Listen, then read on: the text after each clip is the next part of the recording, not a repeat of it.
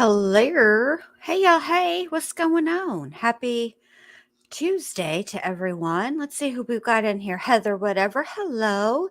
Nadie. Hello. Amelia Sparkles. Hello. Molson Man. Hey, cool cats and kittens. Hi, Cement Shoes. Sugar Beet. Hello. DTC Primetime. Good to see ya. RL. Cantale. Good to see you. I hope I said that right. Crackling Rosie, True Crime. Hello, hello. Anaphylaxis. Hello. Sorry, I was a little tardy. Good to see you, Yogi Jaya. Good to see you. Welcome, welcome, welcome. Rubberhead. Hey. Hey, Mrs. Baby. Good to see you. Welcome, welcome. Hello, hello. Yo. Some of you guys I know were in the stream from this morning, and y'all, I almost don't have words, which is a bad. Thank you, Rubberhead. Thank you very much. Thank you very much. I almost don't have words, which is really bad for being live, and I'm supposed to be talking about this. Like, man, okay. Oh, you guys are so nice. You guys are so, hey, coolest reviews. You guys are always so nice to me. So good to me. Okay. So, first the day starts out with Tara Roberts. And I'm like, new phone, who dis, right? So I hit up the Googles, as one does, and I find out who she is before she starts testifying, because I had no idea who was testifying today. I tried to find it. Hey, Janie J, good to see you. I had no idea who was testifying today. And I like to be, like a little prepared. I like to try to have the appearance of slightly professional. Like I keep my goals realistic. So I was like, who is Tess? So I didn't know, right? So before it starts, I find out, right? So I do the Googles. I find out that Tara Roberts is the house manager, or the estate manager, I suppose, for the island, Johnny Depp's island. And that she took some video of, there's multiple buildings apparently on the island, but the place where Johnny Depp, his actual house where he chills, is actually really small. Honestly, I think my house is bigger than that. And my house is small. So it's all kind of like just this one room. It's the bedroom, there's a little kitchen. It's like an efficiency apartment. That's about the size of it. And then the closet, and and it's very humble. And so oh, yo. I am so glad. I'm so glad that you guys love it. I'm so glad. Thank you so much. Okay. So, hey Ali 79. All right. So she takes the video or whatever, and basically her testimony is that, like, it was always sort of low key at the island. Like, she's been doing her job for like 15 years. Okay.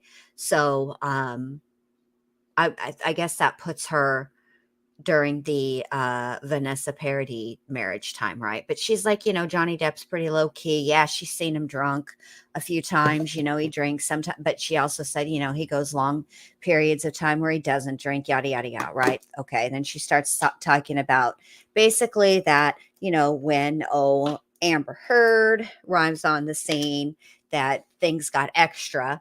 There was, it required there to be more staff. Like, there was a chef, and there was more luggage, and, all the accoutrements, as it were. So then they bust out and they say, who's your next, call your next witness, right? So, so they said, we're like to call Dr. Curry. And I'm like, who this? Right. But I didn't have time to hit up the Googles. Right. because she walks in, right? And she sits down, okay? And she starts going through her list of education, her whole voir dire, okay? All the things. Like, y'all, this woman, this doesn't mean anything about anything, but she's really pretty, but she's also incredibly smart and incredibly qualified. Okay. So she starts going through that all of her qualifications. She's a forensic psychologist. She specializes in PTSD. She's done all kinds of studies as it relates to veterans coming back from war, so combat PTSD, just a wealth of knowledge, okay? So it's, very, very apparent the minute she opens her mouth and speaks how intelligent she is, even if she hadn't listed all of her qualifications, okay? But then she also is incredibly engaging with the jury. So as she is testifying and answering the questions, she is turned to the jury. She is explaining the different elements and how she arrived at the diagnosis and what all the different things mean. She was phenomenal. And so that's what um this morning's testimony. And I'm not going to spoil it for anybody who hasn't seen it. But I feel like it looks like from the comments, most of you guys have seen it. So we're going to watch her initial testimony quickly. I'll speed it up. Okay. Because what I haven't watched yet, because I was wanting to watch it with you guys tonight, is the cross-examination. And the thing is, okay, be careful, Heather. Have a good walk with the puppers. Um, but all I can say is I'm expecting that the cross-examination is going to be contentious because as soon as the plaintiff was done and they said they had no further questions, Amber Heard's attorney starts to stand up. And the judge says, we're going to, go ahead and take a break for lunch. So she was raring to go. So yeah, I mean, this is the thing about, what I like to talk about on this show, because there are witnesses that are not like the witnesses that are like friends. I'm talking about expert witnesses. That's a better way to put it. So expert witnesses. And I've watched a ton of trials in my day, right? I'm old. So I've watched a lot. I've seen some things. But it's always interesting to me to watch the expert witness testimony, because as intelligent and knowledgeable as most of them are, really, not all of them are good at engaging the jury. And she most definitely was excellent at engaging the jury. And it's, I think that is going to be very, very important when the jury goes back into deliberations, because what she said, and everybody that was in this chat that this morning was shook, absolutely shook. Yeah, I'm young at heart. Like, I have the emotional maturity of, like, I don't know, I'm old enough to drink, I feel like, so 25 at the most.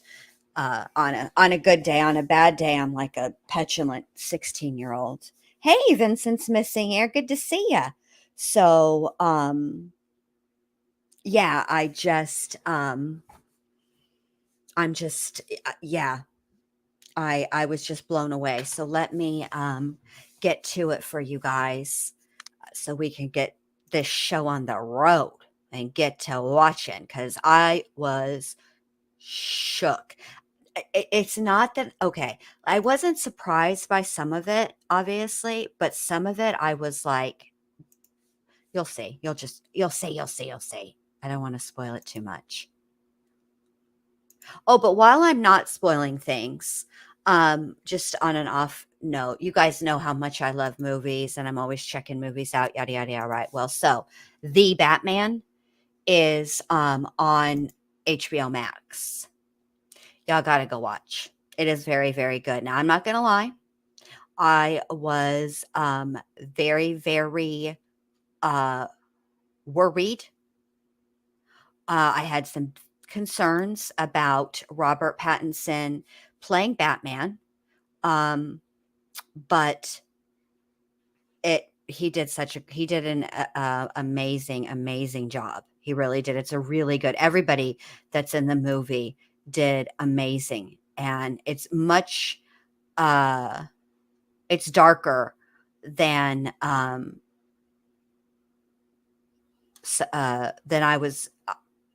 I don't know what I was thinking, honestly. I wasn't ready. I'll just say that. But I will tell you this. The movie itself is almost 3 hours long. It's like 2 hours and 58 minutes and some odd seconds. So it is a commitment. Um, don't be thinking that you're just going to watch it and you got a couple of hours to kill. All right, Nonstop Mom. I was going to play both the beginning part and the cross, but if you need to make the memes, go make the memes. I totally get it. So yeah, it's really good. I am not a fan. Like, I miss going to the movie theater. Like, don't get me wrong, but sometimes when I go, because the screen is so big, it gets over. This is so embarrassing. It's overwhelming to me. And what ends up happening is I start to look in the distance and I'm over here trying to figure out what's on the shelf, what that's a painting of, who's in the pictures, really ridiculous stuff like that. And so it's, yeah, I end up not paying attention. I have to be really, really, really. Oh, okay. Well, then you go make memes nonstop, Mom. But thank you for coming in. It's always good to see you. Um, but yeah, I it's too much for me. So I have to really, really want to be seeing it in the theater for me to be able to make myself focus. All right. So without further ado, here it comes. So this is where they call her. You're going to see her entrance, all the things, right? Okay. In fact, you know what I'm going to do? Because I'm not going to play all of her, like where she's talking about, hold on a second, her qualifications. I'm going to play the important part because the important part is after the first morning break. I feel that's what we should hear. That's where we should start. Are you ready? Because here it comes. Personality disorders. The first was actually my own behavioral observations of her based on her self-report. So one of the hallmark characteristics of histrionic personality disorder. Let me rewind her just a scotch. All right. Let's try here.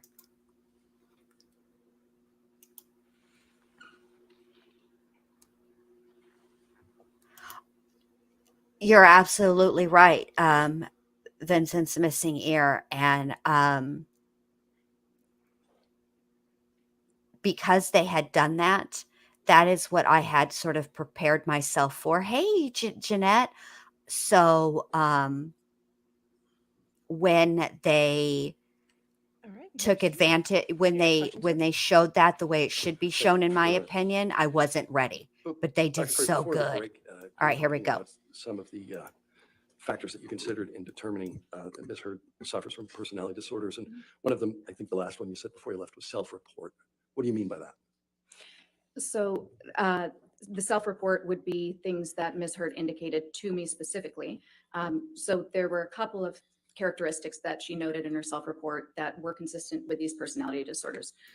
The first was actually Hey, my SoCal own Cat behavioral Whisperer, good to observations of see her ya. based on her self-report. So one of the hallmark characteristics of histrionic personality disorder is sort of a overly dramatic presentation. We call this impressionistic speech. So it tends to be very flowery. It uses a lot of descriptive words like magical, wonderful, and it can go on for quite some time, and yet it really lacks any substance. So at the end, you're left wondering what was just said or what the answer is to the actual question. So that occurred a number of times. And it also represented the quick shifts you'll see between emotions. So she would suddenly be one way, and then she would become very animated or very sad.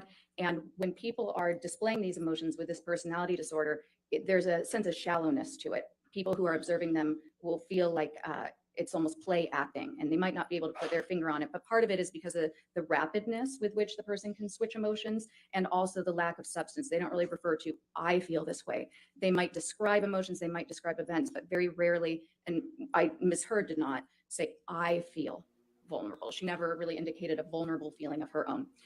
Then the substance Thank of her you, self-report. So when I was asking SoCal for Cat information about her Whisperer. That history, means a lot to me. We're going to ask more about that later. 'Cause we go Trying to get a back. sense of what a self-report was. oh, okay.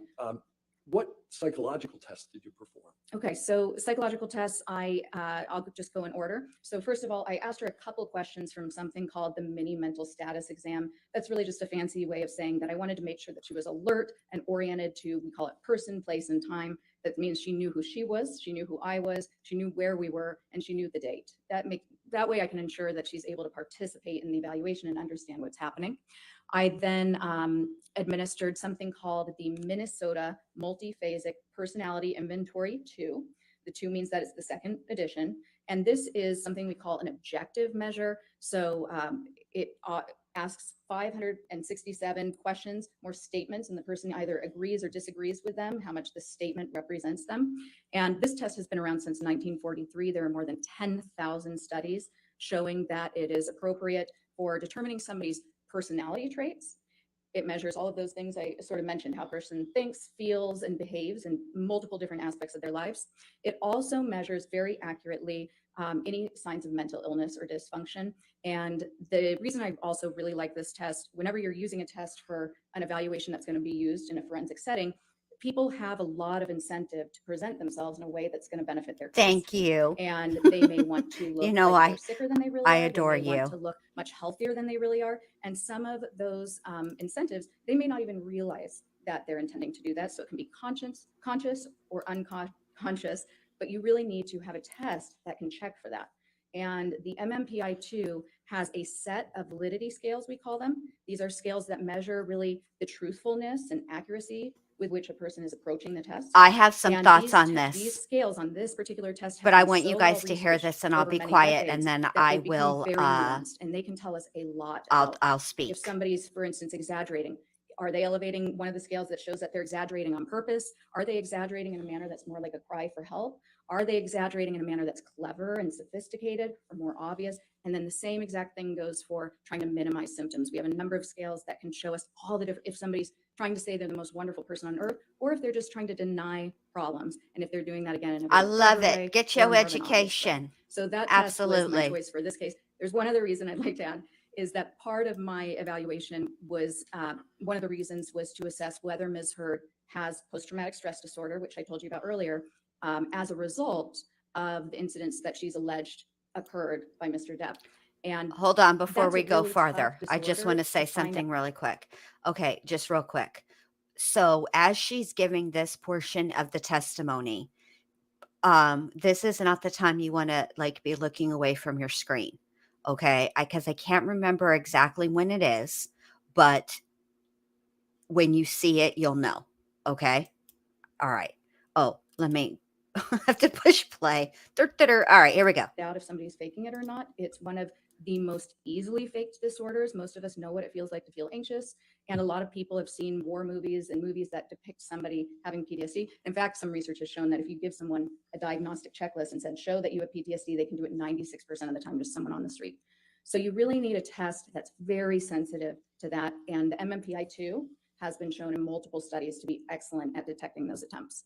Okay, you keep using MMPI-2. That's the abbreviation that you folks use for. I'm sorry if I hadn't said that. That's the Minnesota Multiphasic Personality Inventory. What other psychological testing did you perform? So I also performed the Clinician-Administered PTSD scale, -5, and that -5 links it to the diagnosis Yes, for PTSD. I've and heard current that as diagnostic well. manual No of the fifth version. confirmation yet, though, recliner To detective. do that test, you first administer something As it called the gets life events closer, checklist. And the life they'll events release checklist, a both witness of these tests, by list the way, were developed by the publicly. National Center for PTSD with the Department of And Veterans Affairs. hi, But the life events checklist lists 16 different very stressful life events that people can go through that are often can be associated with developing PTSD. And then it also has a 17th item that you can fill in if you feel like you've been through something really difficult that wasn't included. Now, I like to also add something called the life events checklist 5 interview, which digs a little bit deeper into the person's childhood as well to find out if there's so many different things that can be difficult growing up.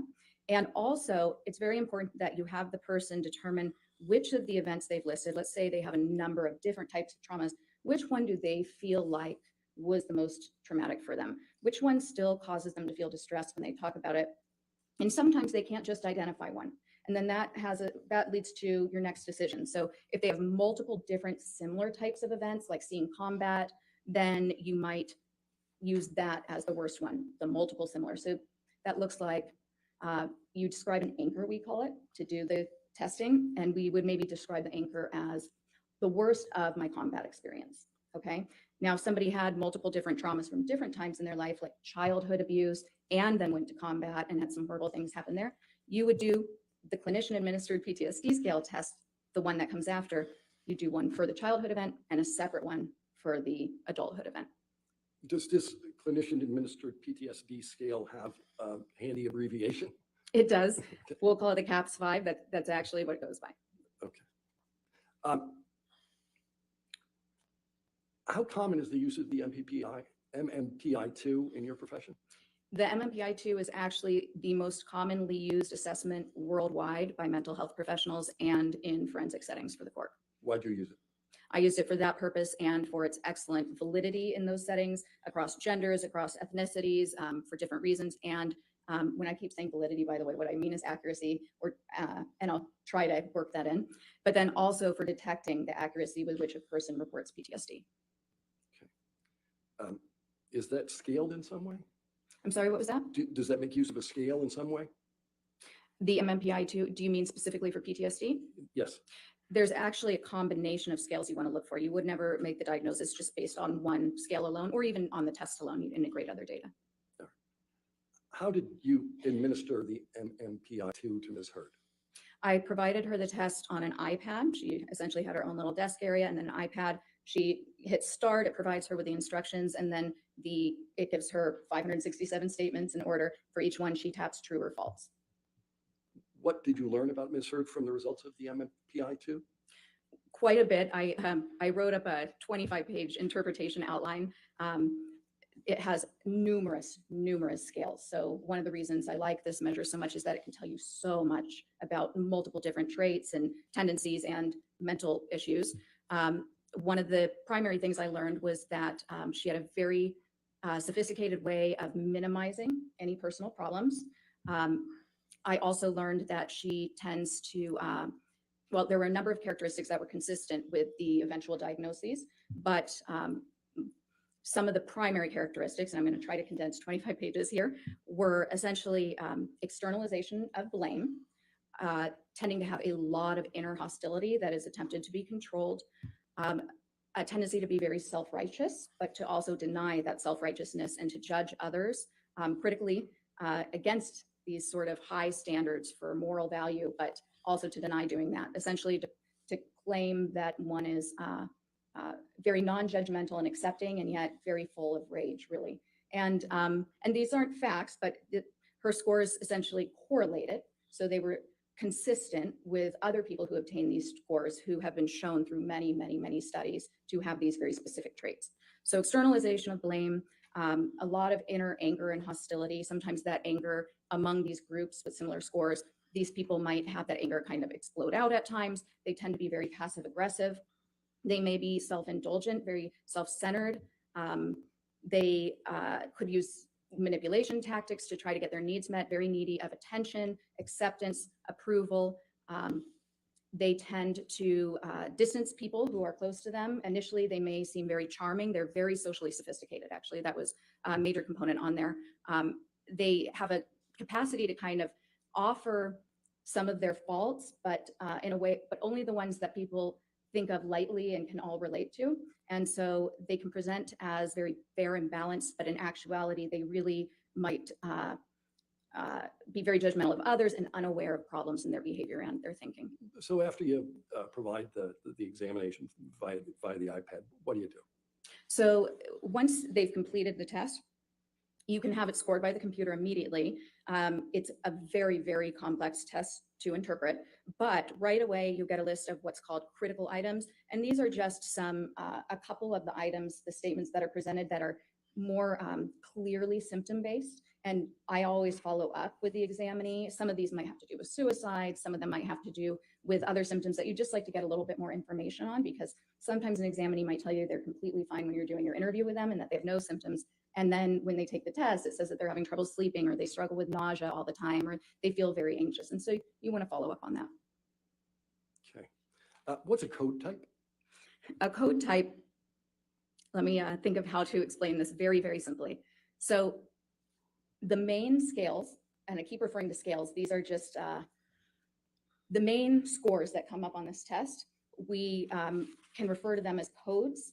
And when I was saying that Ms. Heard's scores could be compared to certain groups of people that had been researched before to obtain similar scores, the research has shown that certain people will have certain scores that kind of spike on this, okay? And so all of those traits that I was describing, those are traits that are found in these code types. So it means that score number two was high, and score number 6 was high. And so if we have those two scores were both high, then that's a 2-6 code type.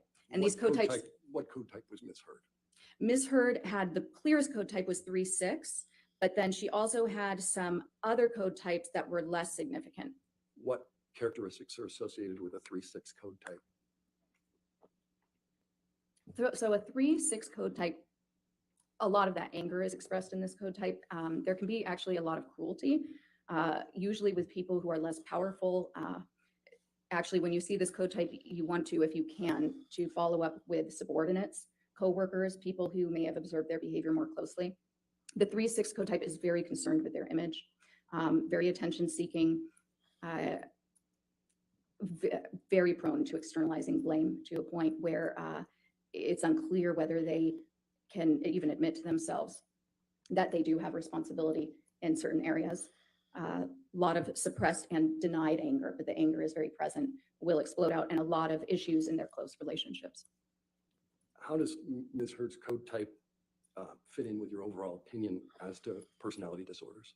Well, this might be an appropriate time to describe a little bit about these personality disorders, because I think what you'll hear is that there's a lot of consistency there. So borderline personality disorder is a disorder of stability. It's instability, and it's instability in personal relationships. It's instability in their emotions. It's instability in their behavior, and it's instability in their sense of self and their identity. And that instability is really driven by this underlying terror of abandonment. So one of the key features also of this disorder, and all of it is like pistons of an engine kind of firing off and igniting one another. But when somebody is afraid of being abandoned by their partner or by anybody else in their environment, and they have this disorder, they'll make desperate attempts to prevent that from happening.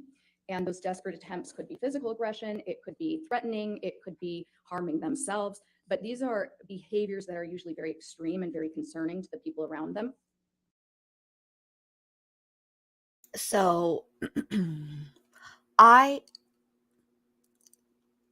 understand and I empathize and sympathize with this statement that you made, Jeanette, but I will also say this.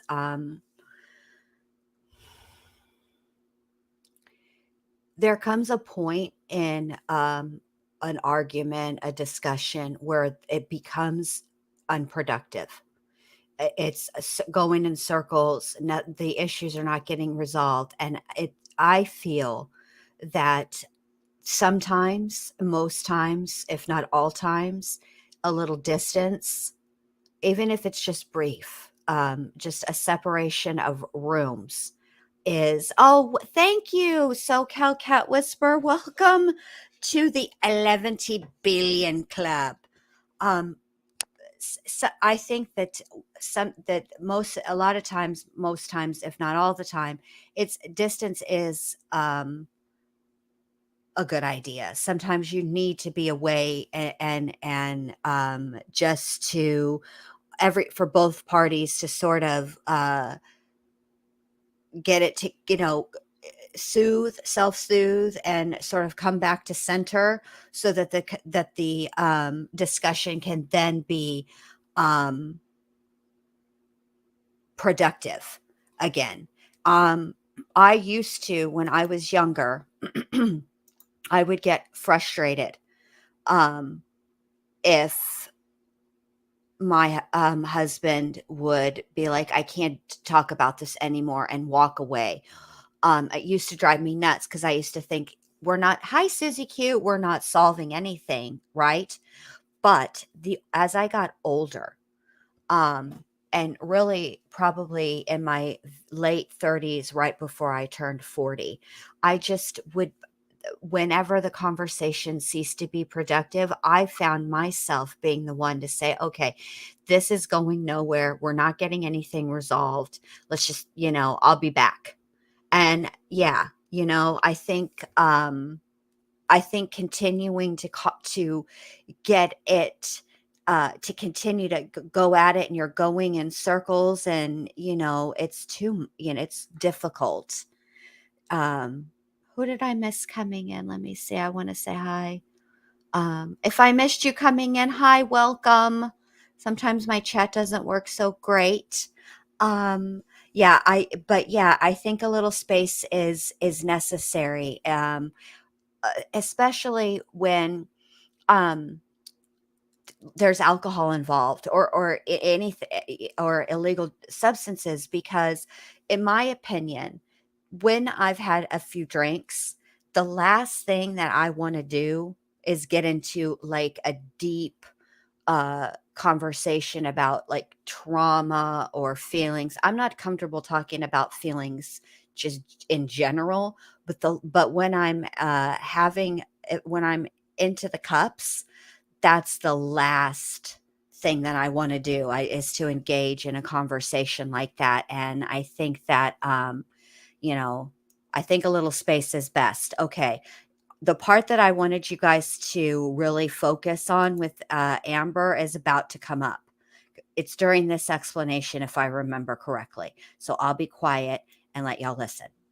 The anger is typically sadly, it's counteracted, right? So the thing these people fear most is being abandoned. But over time, the explosive anger that they show when somebody is needing space, or when somebody's really not doing anything wrong, because a lot of times they read into things that they perceive as being a slight to them, or being somebody intending to harm them that actually isn't happening.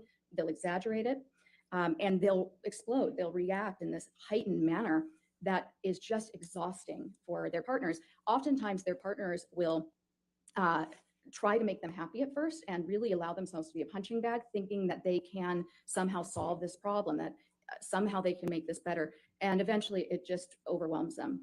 Histrionic personality disorder is very Before similar. we move on to Okay. that, are you familiar with the term emotional reactivity? I am. What is that? So emotional reactivity is very common in the diagnosis. So essentially, like I said, there's instability in emotions. People with borderline personality disorder are often misdiagnosed as having bipolar disorder because they can be up and down. They can look very depressed, then they can look very elated, but these changes are happening within a matter of hours. Somebody with bipolar disorder, this is a clinical depression lasting days, weeks, a clinical mania where sometimes they even need to be hospitalized because they're so grandiose. They clear out their bank account and go to Vegas and spend it all. They're acting in some very bizarre ways. With borderline personality disorder, you're having these fluctuating moods constantly. And again, this hypersensitivity to being slighted or feeling offended, really driven by the fear that if you're offended or slighted, if the therapist comes in 2 minutes late, or if somebody shows up to dinner 2 minutes late, that they might be abandoning you. And it's not as if the borderline is considering themselves abandoned in that moment, but they just know that they have this overwhelming emotion, and there are no attempts to control that emotion. There are no attempts to regulate it. So if they're in the middle of the restaurant and they feel offended, they're going to start the fight. People are going to see it, or they might just start crying or break down, but they'll make a lot of accusations. And that reactivity is when you're going to see a lot of this escalation and bizarre behavior. They can react violently. They can react aggressively. They will often physically prevent their partner from trying to leave if their partner wants to get space from all of this intense emotion. And oftentimes they will be abusive to their partners in these situations. Sometimes they'll physically restrain them from leaving and become injured that way. But also people with borderline personality disorder, it seems to be a predictive factor for women who implement violence against their partner. And one of the most common tactics that they'll use is actually physically assaulting and then getting harmed themselves. But mostly, we call this administrative violence. So essentially, this is saying that they'll make threats using the legal system. So they might say that they are going to file a restraining order or claim abuse, or they might do these things to essentially try to keep their partner from leaving. In the moment, again, they're not consciously thinking, I'm going to keep my partner from leaving. They right now. played that They're just audio thinking, yesterday. I can't stand this.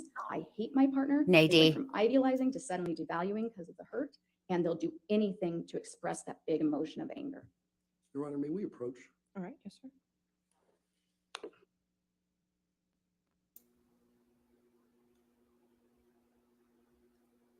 Oh, well, thank you, Jeanette. I try,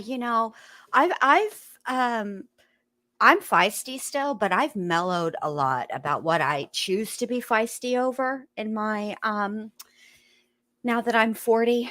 I'm more than 40. I'm 45. Well, you guys know I turned 45, in January, but yeah, like there are times, of course, I can be feisty, and I'm an Aquarius, so I enjoy an argument, not a fight. A debate is more what I enjoy, but even I know now that I'm older, I walk away more frequently and pick my battles. You know what I mean? And I think that comes with age. And Okay. yeah. You indicated you were talking about emotional reactivity. What, if any, emotional reactivity did you observe in your review? It's right Give us now. one at a It's time. happening right Okay. now. Watch So Amber. there were a couple indications to me. First, I can sort of think about it with the treatment records. So particularly Dr. Cohen Connell's, am I getting the name right? I feel like for some reason in my mind I might have just reversed it. But Dr. Cohen's records, I did reverse it. He actually refers to this reactivity quite a bit and to Ms. Heard's temper. And that temper, it's often branded, or being hot-headed, is really characteristic of borderline personality disorder. As is their very charming, personable nature. Thank you, Susie Q. This is a disorder of contradictions. In Nurse Filati's notes, I thought there was something interesting. She references a night when they're Do out to we? dinner. I Oh, believe in London, wow. and she provided positive reinforcement to Ms. Heard because Ms. Heard had been disappointed by a I'm mistake fixing to made by Google the server. just to It verify. sort of references how previously she might have criticized the server and become upset by that, and that she didn't this time. And so that had been some sort of a step forward. And there was also an indication actually in Dr. Hughes's, Dr. Hughes is a forensic psychologist. Happy who's been birthday. appointed by Ms. Heard to conduct an evaluation as well. In Ms. Hughes's interview of Ms. Heard disclosed that she had cut her arm in the past, which is a typical reactive type of thing somebody with this diagnosis can do. It's one of the symptoms. And that's sort of all I can think of top of my mind from the treatment records. Moving into some of the declarations or deposition testimony, what struck me was Ms. Raquel Pennington's testimony. She's a former friend of Ms. Heard's, and she told a story about, I suppose they were shopping for Thanksgiving accoutrements, something to prepare for Thanksgiving, and Ms. Heard struck her in the face, sort of out of the blue, which is. Oh my gosh, you're right, Molson Man. We do share a birthday. That is one of those. Me, Megan, signs of Tote, borderline and AD. personality disorder where if It's if happening a friend or right a now. loved one isn't meeting your needs Sorry. in that moment. People with borderline personality disorder can be very caring in their relationships as long as their needs are being met. They feel that their needs should be met when they want them met at a specific level. And if they're not, then that anger, that sense of harm causes them to react. So The striking Ms. Pennington per Ms. Pennington's report in the declaration or the testimony, I thought was pretty consistent. And then Ms. Heard's own self-description. Okay, I'm gonna ask you a question about, Sure. You indicated Miss Pennington was a former friend Yes. of Miss Heard. Is there a relationship between borderline personality disorder and intimate relationships? Yes. Coolest. So the instability definitely translates to their relationships. You'll see relationships start very intensely. People will, somebody with borderline personality disorder perceives the relationship as extremely close. This pattern of idealizing and devaluing is definitely at play. They do this with their lovers and also with their friends. And so this might be the perfect person, their perfect soulmate friend, perfect soulmate partner, and their engagement in the relationship is very alluring, very charming to the other person. And so initially everything seems great. But what occurs is that reality sets in. People are not perfect, even when we have a lot in common with them. Whereas most of us can accept somebody as a whole, somebody who has a little bit of flaws and still think this is my great friend who always constantly running late for dinner. The person with borderline personality disorder, things are in these extremes, this black and white, we call it splitting. And so that person goes from being idealized, the perfect person, to dumpster. They are totally devalued. They are the worst friend. They don't care anything about me. I have better people around. And then there'll be a repair because the person with this disorder does feel remorseful after they have these reactions, angry, tell their friend off. But over time, it wears away at these relationships. And so what you'll usually see is many, many transitions in their friendships over the years, people who have sort of fallen by the wayside, who were really very close knit at one time, and then, but there's not a lot of consistency in the long term. You'll also see that with their intimate relationships, many, many relationships, but none that are particularly long term. How does borderline personality disorder relate to identity issues? So again, that instability also travels toward identity. When I was describing personality earlier, I was talking a little bit about those traits we have that help us know who we are.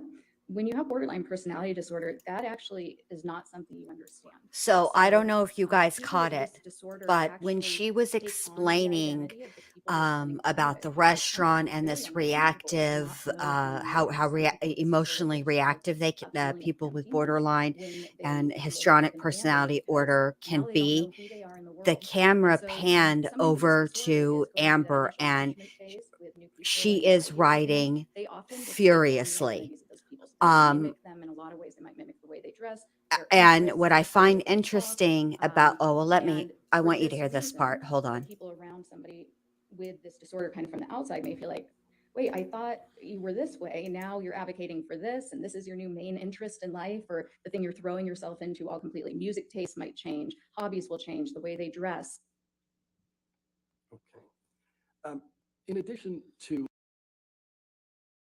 Okay, so so what she was doing was she was writing furiously, okay, and her face said it all. The thing that I find that it really validates and exemplifies exactly what Dr. Curry her findings are, is that moment right there. So you guys know, because we all watch the true crimes, and I know you guys have all watched trials. One of the things that an attorney will tell their client, whenever there's a jury trial, especially, but just generally speaking, is not to react to the testimony. Don't make a face. You know, they want you to have essentially a poker face. It's a fine line because you don't want to appear to have RBF, or you have to really control it, right? Um, but I'm 1,000% sure that her attorneys advise Miss Heard the same thing. Don't react. Don't roll your eyes. Yada yada yada. Right? Because they're going to catch it. And even if the jurors don't see it, the media will. There's cameras. You got to chill. You got to behave, right? And because she was so incensed by the testimony that was taking place in that moment, rather than think ahead and realize, okay, I'm not testifying today, and therefore Whenever the testimony is over and we have a break, I can speak to my lawyers about it, right? What is she doing? Sitting there writing furiously. I'm telling you guys, I bet you I'm sure that each piece of paper, if we were to do the underlying paper and do the pencil across it, I promise you that it goes through at least 2 to 3 pages, because she was scribbling furiously, ferociously. And that is, in my opinion, the perfect example and illustration of her reactiveness. And this other thing that she's testifying to as well, the mimicking. Now think about that. What did Johnny Depp say he found interesting, and what attracted him to her in the first place? That they had things in common. And one of the things, the music and she was literate, which I think that I make a joke out of it because I know what he meant, but just yeah, she's literate. Um, all he wants is a chick who can read. And I would suggest that most of you guys are familiar with NK and my feelings on her, and I feel that Amber Heard is similar, and NK share this similar trait in that they are they study the person that they are interested in and find out things about them, and then they portray themselves to be interested in those things. And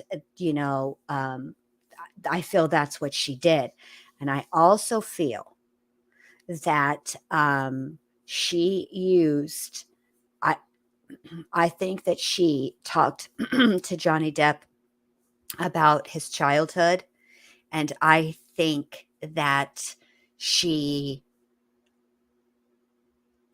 mirrored that in saying that her childhood was rough as well, and that her father, because I remember in the opening statements they talked about that, her attorneys talked about this, that her father didn't want her to be emotional, didn't, and not anger, more like crying, that he wanted her to be stoic and to hold it in and not show emotions. So yeah, um I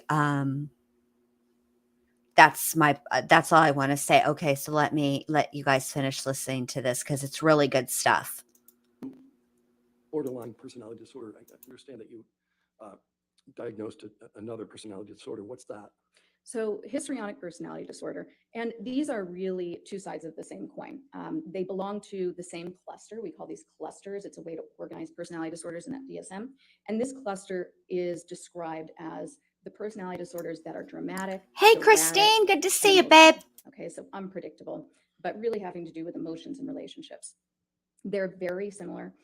Whereas I was saying that borderline personality disorder, a lot of the key features that you're going to notice are instability. When it comes to histrionic, a lot of the key features are going to be drama and shallowness.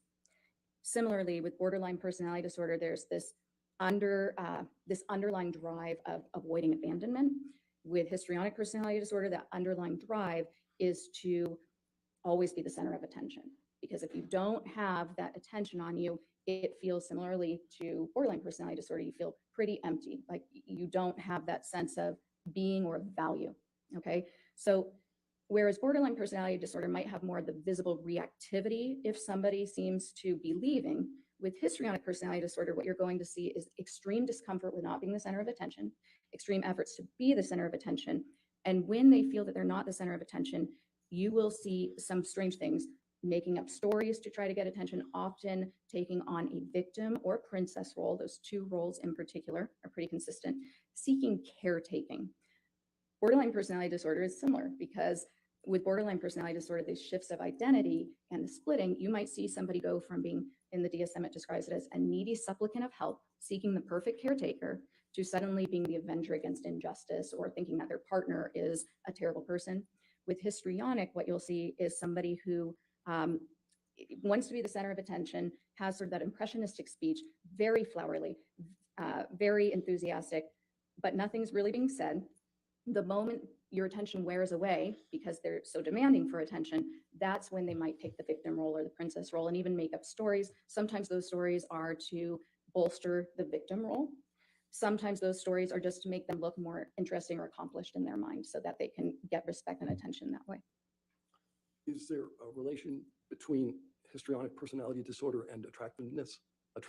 There is, strangely, and this is always one of the trickiest things to talk about because how is that a symptom? But characteristically, people with this disorder are very, very interested in looks, but more importantly, they utilize their looks to get that attention, to get that respect that they're seeking. And so this type of a personality might be flirtatious with everybody. Characteristically, they actually couldn't even be subtly, and when I say flirtatious, I'm not talking overtly sexy, but kind of inappropriately flattering. Sometimes they act in a kind of a girlish way to be cute and to engender attention. And this will even occur in their therapy relationships as a way to sort of avoid getting negative feedback or criticism. Oftentimes they'll bring the therapist gifts or be distracting if they engage in therapy because they just don't want any criticism. They want the therapist to like them. Does the intelligence of the affected person bear on the manner in which these disorders present? Excuse me, I choked a little bit by water. Yes, and I think one way to think about it that's probably a little more accurate than just intelligence is in psychology, we would describe this more as sophistication. So street smart, so to speak. The way, for instance, I've had many clients who have borderline personality disorder who are messy and really clearly suffering. And they might be difficult and all over the place and yell at you in the middle of a session, but it's so, it's not tailored. It's so much easier to work with because of that just openness and rawness of it, genuineness. Sometimes you'll have a more sophisticated presentation. There are 9 symptoms and only 5 have to be met. So there are a lot of different combinations and different ways it can present. And sometimes you'll have more of a petulant version of this where it really shows when you push the button and you're kind of, whoa, what was that? So somebody who's really productive, high functioning, successful, and you get to know them and you think they're fantastic because they're so interested in you too. And you might not realize it, but they're mimicking you perfectly. So you're really just kind of falling in love with this new friend who is being you. But then all of a sudden, you say something that they think is offensive and you can't, even in your wildest thoughts, understand how that could have offended somebody, but their reaction is so strong that you kind of buy into it. Gosh, maybe I did say something offensive and you feel bad about it. So that sophisticated version, they can be a little bit more calculated in the way they present. They tend to kind of hit you where it hurts a little bit more, and they can be actually very, very disruptive. What conclusions were you able to draw about Ms. Heard's sophistication from her testing? Well, from her testing and from her presentation, she was very likable, but her testing in particular. Christine, I couldn't agree with this more. If I could remember, I told you about love and scales heart of react Bernie. this comment She 11 approached it in a billion manner that times, I very totally would. clearly minimized any psychological dysfunction. Not just that, but really presented herself as free of any problems. And she did so in a way that was very, very sophisticated, not obvious, by responding to questions that most people might not notice were trying to detect that. How did you determine that? So that's based on a particular scale on the MMPI-2 that is designed specifically. I do. I think this is a really, really important, these 2 comments both made by Christine. I think these are incredibly important topics for discussion. And I know that we want to watch this trial. So, and I hope I don't put you on the spot too much when I say this, Christine, but how would you feel, all of you guys, not just Christine, but all of you, about maybe doing an open panel Friday night? So we could talk about all of these things, the ramifications of this trial, because it's all of the things that we learned today, the broader picture of what this really means, and what the crux of this trial is all about, really, I think are incredibly important topics to talk about. And I think we should do an open panel on Friday night. So if you guys are down, I would absolutely love to have, I want to hear what you guys think of it, because I think, Christine, those were two incredibly important points that you made, and I want to make sure. Oh, maybe we could do that. We'll figure it out. Yes, absolutely. Because I think these are incredibly important topics and points that need to be discussed. It's just generally speaking, right? But then also as it pertains to this trial, and I think this is something we should talk about, and I would definitely like to do it. So I'm gonna we'll talk about it for sure. I'll hit Teresa up, and hopefully we can get it like completely, ironed out or whatever. But even if we can't do it Friday night, maybe we'll do it Saturday night instead. But we're definitely going to do it because it's, I think, an incredibly important topic to discuss. Okay, but I don't want to talk too much over her, because like I'm enthralled by this testimony. Specifically to detect a type of responding that's a little bit more clever, a little bit more sophisticated, minimizing problems in a way that most lay people probably wouldn't understand, and even providers, very difficult to detect. You mentioned that one of the characteristics of borderline personality disorder is emotional reactivity. How might that present in an intimate relationship? So I think it probably presents mostly, or you'd see the bulk of it in intimate relationships, because of that regular interaction and the desire for your partner to meet all of your needs, to be the perfect caretaker. Also that the hallmark of the disorder with the splitting, so idealizing, devaluing, and the perceiving of all sorts of neutral events as somehow demeaning or disrespectful. It's regular escalations of anger. Hey, frustration, Jody, it's criticisms cool. Good of to your see partner. ya. But because the person with borderline personality disorder, first of all, they're more sensitive to things. They feel distress more strongly, and then that distress lasts longer. So these types of blow-ups go on forever, and they're very cyclic. It feels like you just can't get a resolution, and eventually the partner will try to leave, will want to leave to take a break. It wears them down, and that's when the borderline might explode and act very aggressively or violently to try to prevent them from leaving. Would that violence or explosive be manifested in the throwing of a mineral spirits can?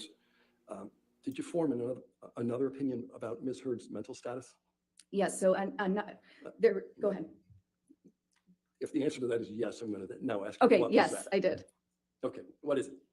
So, in addition to looking for Ms. Heard's general mental status, any psychological issues that were present, I very specifically was assessing to determine whether post-traumatic stress disorder was present, and it was not. How do you know that?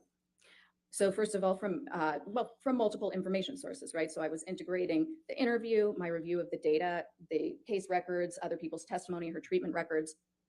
And then I also conducted, in addition to the MMPI-2 and looking at that data, I also conducted the Clinician-Administered Thank you. PTSD scale. It's the way I'm CAPS-5, sitting. I which need is to the be gold more cognizant standard of that. But PTSD thanks for letting me assessment, know, because I don't want to be developed yelling by and the National screaming. Center for PTSD, shown to be valid, accurate for use not just with service members, but also with civilians, Yes, men, Jody, women, this all is genders, Dr. Curry. and She's a also forensic all ethnicities, and also psychologist. specifically for use She in a courtroom setting. evaluated Amber Heard. She's testifying for Johnny Depp. So the CAPS-5 is a standard interview. What that means is that it's an interview with very clear questions that are scripted, and you ask those same questions every time you test a person. So because you're doing that, you're actually taking something that would typically be kind of subjective, an interview with somebody, and you're making it more objective. When you ask those same questions in the same way every time somebody's Oh, assessed you're for this, welcome, now you Jody. can apply That's a what I'm scoring here protocol for. and actually score their responses. As a result of applying those protocols, what did you conclude? Ms. Heard did not have PTSD, and there were also pretty significant indications that she was grossly exaggerating symptoms of PTSD when asked about them. How did you make that latter conclusion?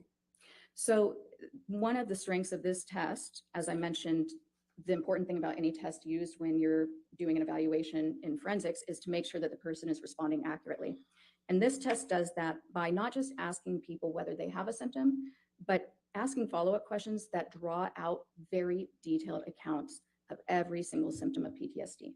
And when you're really familiar with this disorder, which you need to be to administer this test, there are nuances in the way a person will describe their symptoms that have been shown repeatedly to indicate exaggeration or faking. There are also indications when somebody is clearly giving you a genuine response.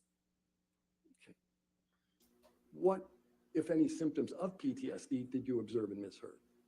So there are 20 kind of core symptoms that somebody can manifest with PTSD. You don't have to have all of them. Ms. Heard initially said that she had, in the first question, you say, do you ever have this, before you get to the more nuanced follow-up questions. When I asked that first question on each item, she initially said, yes, I have that, to 19 of the 20 symptoms. That's not typical even of somebody with the most disabling form of PTSD.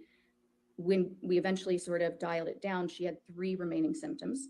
And having symptoms of any disorder is common for all of us. Some of us struggle with sleep. Some of us get anxious. It could be several different disorders. It could just be that you have this struggle in your life. But she had 3 specific symptoms that I scored as present. Off the top of my head, I might miss one, but one was sleep disturbance. So she reported that she has frequent nightmares. Another one was that she said that she tends to have a startle response. So if she gets startled or surprised, she tends to stay in sort of a hyper startle mode for quite a while. And that's consistent with a couple of things. It can be consistent with PTSD if other criteria are met. It's also consistent with childhood complex trauma, which is something that can occur when your brain is forming. If you constantly feel unsafe, if your parents are abusive, or if they're not present, if you're neglected, you can develop certain physiological responses that can stay for a long time in your life. So I noted that seemed like a very genuine, accurate account where she stays in the state of kind of hyper arousal, has a hard time calming down if she gets surprised. You mentioned nightmares as well. Yes. Did she recount for you the nature of the nightmares? So they were vague. She indicated that she has recurrent nightmares and that she feels as though she's being held down. And there was some conflict in that account because even though that could be a PTSD symptom, it is fairly vague, but I still scored it as present. And Oh, Vincent's missing here. With Dr. Bonnie Jacobs, which I believe started before she began dating Mr. Depp. She had indicated to Dr. Jacobs, according to Dr. Jacobs's notes, that she was having repetitive nightmares back then and that they were related to her childhood trauma. And so that came up several times in the notes. Dr. Jacobs kept mentioning that. Thank you. What is feigning? Feigning is Faking, essentially malingering. faking or exaggerating symptoms that aren't present. I am too, DTC. I'm Does the sure we're going to get CAPS-5 there, though. control for that? It doesn't necessarily control for it. It can expose it by And drawing out. how does that work? Because you're not just simply handing the person a checklist that says, here are all the symptoms of PTSD. Why don't just check off the ones you have, which clearly, if you're trying to look like you have PTSD, you would just check them all. The CAPS-5, because it requires them to describe in detail how they experience the symptom, where it shows up, what it looks like, what sort of examples they can give you, how many times it's happened in the last couple of weeks, how many times it's happened in the last month. By the end of each symptom, you've gotten a very good picture of a couple things. One, does it meet the definition of the symptom? Are they getting it right? Is this actually the symptom, or are they kind of confusing this with something else? Number 2, are they giving you very vague accounts? Are they giving you kind of a stereotyped idea of what the symptom is based on media or movies or something that actually is completely different from genuine experiences of this symptom? Or are they giving you a very genuine, heartfelt, sometimes minimizing, but it's ticking all the boxes, their mannerisms while they're describing it, the actual very specific, very nuanced symbolic ways they're describing it. A lot of times it smells, it sounds, that all appears in genuine accounts. And it's something that people really get wrong when they're feigning. In addition to your conclusion that Ms. Heard does not have PTSD, did you make a conclusion with respect to her symptoms? Yes, actually, I did. So, just because somebody doesn't have PTSD doesn't mean that they weren't harmed psychologically by whatever is being alleged. In this case, Ms. Hurd is alleging that she was psychologically harmed and that she suffered PTSD because of abuse that she alleges occurred by Mr. Depp. So the MMPI too is helpful because it shows you kind of everything, any other symptoms. And then in Ms. Hurd's own self-report and her prior treatment records, I knew that she had reported to me that she had had some other symptoms. So now what becomes really important is determining, and let me clarify one thing here, not so much a diagnosis, but did she start to experience symptoms during the relationship and after? Did they worsen after? Or could these types of symptoms or reports be explained by other factors? A, by feigning, B, by pre-existing conditions, or C, by other stressful life events that might have occurred.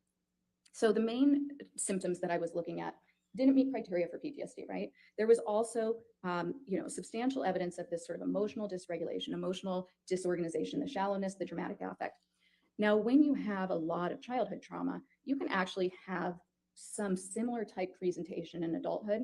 There are some differences though, but also that's not something that would have occurred after this relationship. So now I was looking at, are there indications that these types of things that she's described, this transient anxiety, the issues with sleep, were these there prior? And sure enough, Ms. Hurd, in her own self-report, stated to me that when she first got to LA, she was seeking treatment for, in her words, blanket anxiety and depression.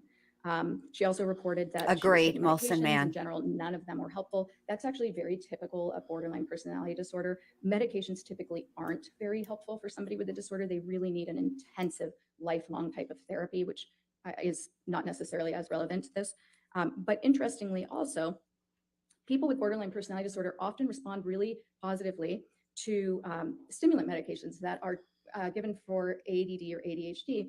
And in one of Nurse Filati's notes, she reported that Ms. Hurd told her that none of the medications were working for her except for one Provigil, which is often prescribed as stimulant medication.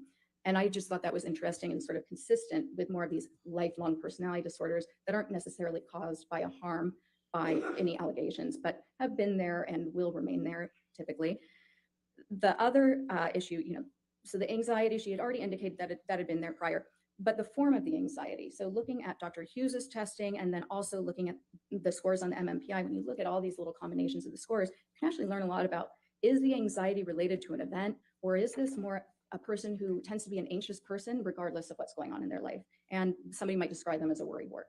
And the scores, the little combination of scores that she obtained actually indicated that it was the latter, that her anxiety tends to be separate from events and more just kind of a constant, and it comes and goes, but it's more of a trait. I have no further questions for this witness. All right. Maybe why don't we go ahead and, Ms. Rhoda, go ahead and have our lunch break. It might be a good idea to break it up there. Okay, I know, I can see you jumping up. All right, ladies and gentlemen, let's go ahead and take our lunch recess. Just again, do not do any outside research and don't discuss the case with anybody, okay? We'll have you back here. I find it fascinating. Okay, I've been trying to figure out. Sorry, just got distracted. I've been trying to figure out all day today. Every time I've And seen again, Dr. Amber Curtis, during your Heard, testimony, please do not discuss your testimony. what This her time. outfit All right, reminds me we'll come of. back at 1:50. Okay? Y'all go At 1:50. look All right, up thank you. Kathleen Turner in Romancing the Stone. I'm pretty sure that's one of her outfits. And the hair for sure. All right. Let me get us through the lunch break here.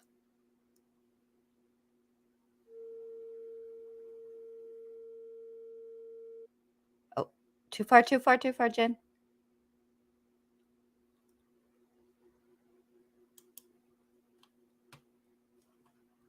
Hold on.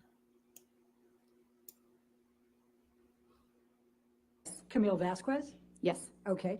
And the dinner lasted approximately Oh, baloney. Come on, Jen.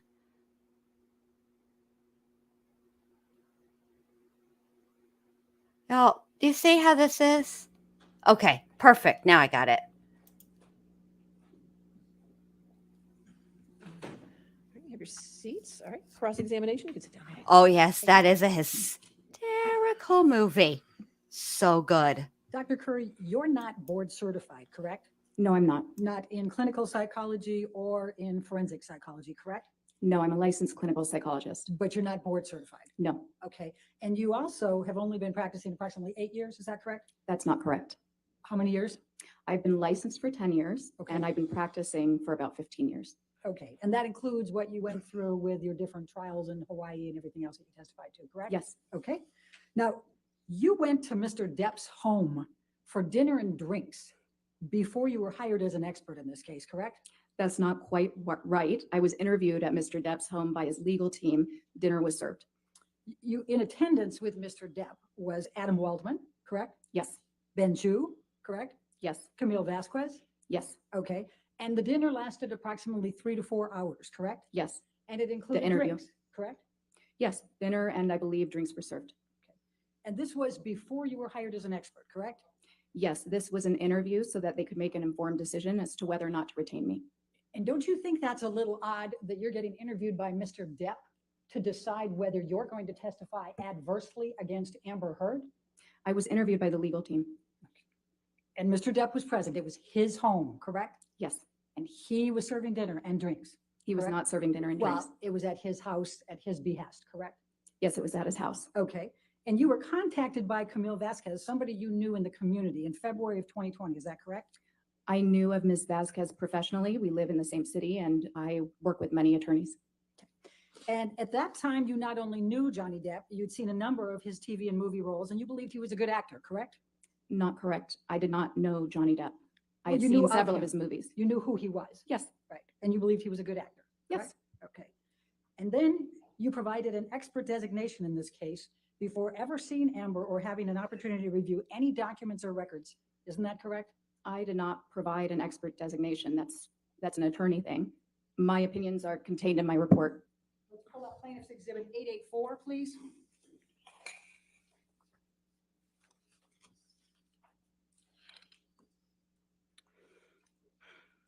This was plaintiff's designation, identification of expert witnesses in this case. And this is dated February 2021. That's a year after you went to dinner at Mr. Depp's house, correct? Yes, Okay. And it attributes, if you go to page 13, it says you have 3 opinions. The first of those is that Amber Heard, quote, exhibits patterns of behavior that are consistent with co-occurring cluster B personality disorder traits, especially borderline personality disorder. Did I get that right? I'm reading that here. That is not my opinion. Okay. Well, but it's a current attribu- opinion, but this was not an opinion of mine then. I didn't have any opinions at that time. It says Dr. Curry will testify, correct? That's what it says, yes. Okay. And this is a signed pleading, correct? On behalf of Mr. Depp. I'm not sure I understand what that means. You What- don't understand what a signed pleading is? No, Okay. Do you understand that Mr. Depp's counsel prepared this and served it on Ms. Heard's counsel? I'm not an attorney. I don't understand necessarily all of these procedures. Are you aware that Mr. Depp is on an audio recording years earlier taunting Amber Heard that she has a borderline personality disorder? I was made aware of that in this case, yes. So you did is that one Actually, of the audio not tapes you necessarily listened to? taunting, but I do recall hearing that Mr. Depp had used that phrase. So it's a coincidence that you now think she has those attributes after the attorneys listed it in February 2021 before you'd looked at anything, and Mr. Depp had made that accusation to Ms. Heard years earlier. My opinions aren't based on coincidence. It's objection. I'm Okay. sorry, Dr. Yes. Compound, I'll sustain the objection. All right. It's a coincidence then that you came up with symptoms of borderline personality disorder years later after Mr. Depp has been taunting Ms. Heard in an audio tape. I calling her can't speak to whether or not there's a coincidence. What I can tell you is my opinions are based on the results of my evaluation. that. And it's a coincidence that Mr. Depp's counsel attributed that to you, said that to you in February 2021 before you'd looked at anything, correct? I'm not sure. Okay. Now, would you agree that a disproportionate number of women are tagged with a diagnosis of borderline personality disorder? No, that's not quite right. 75%? The way you phrased it is not quite right. Tell me what's right. Okay, so there are more women who have been diagnosed with bipolar disorder than men. It's more prevalent in women. And trauma can cause borderline personality disorders, can't it? No. Never. Right now, we know that there are people who have borderline personality disorder who have sustained childhood trauma. There are also people who have borderline personality disorder who have had no childhood trauma. So like most personality disorders, and really like most mental health issues in general, there seems to be both a biological component. In this case with borderline personality disorder, the research tends to support a genetic component and possibly a neurological component. And then there is also possibly an environmental component triggering those genetic markers. Do you know the percentage of women who are victims of IPV, intimate partner violence, or domestic abuse who are diagnosed with borderline personality disorders? I can't tell you the percentage off at the top of my head, but I do know that there is a larger, women with borderline personality disorder tend to have a higher prevalence of being involved in intimate partner violence relationships, being the receiver of violence, and being the perpetuators of violence. Now, you've never been asked to testify or serve as an expert with respect to whether someone has a bipolar disorder. Is that correct? A bipolar disorder? Yes. That's not correct. Okay.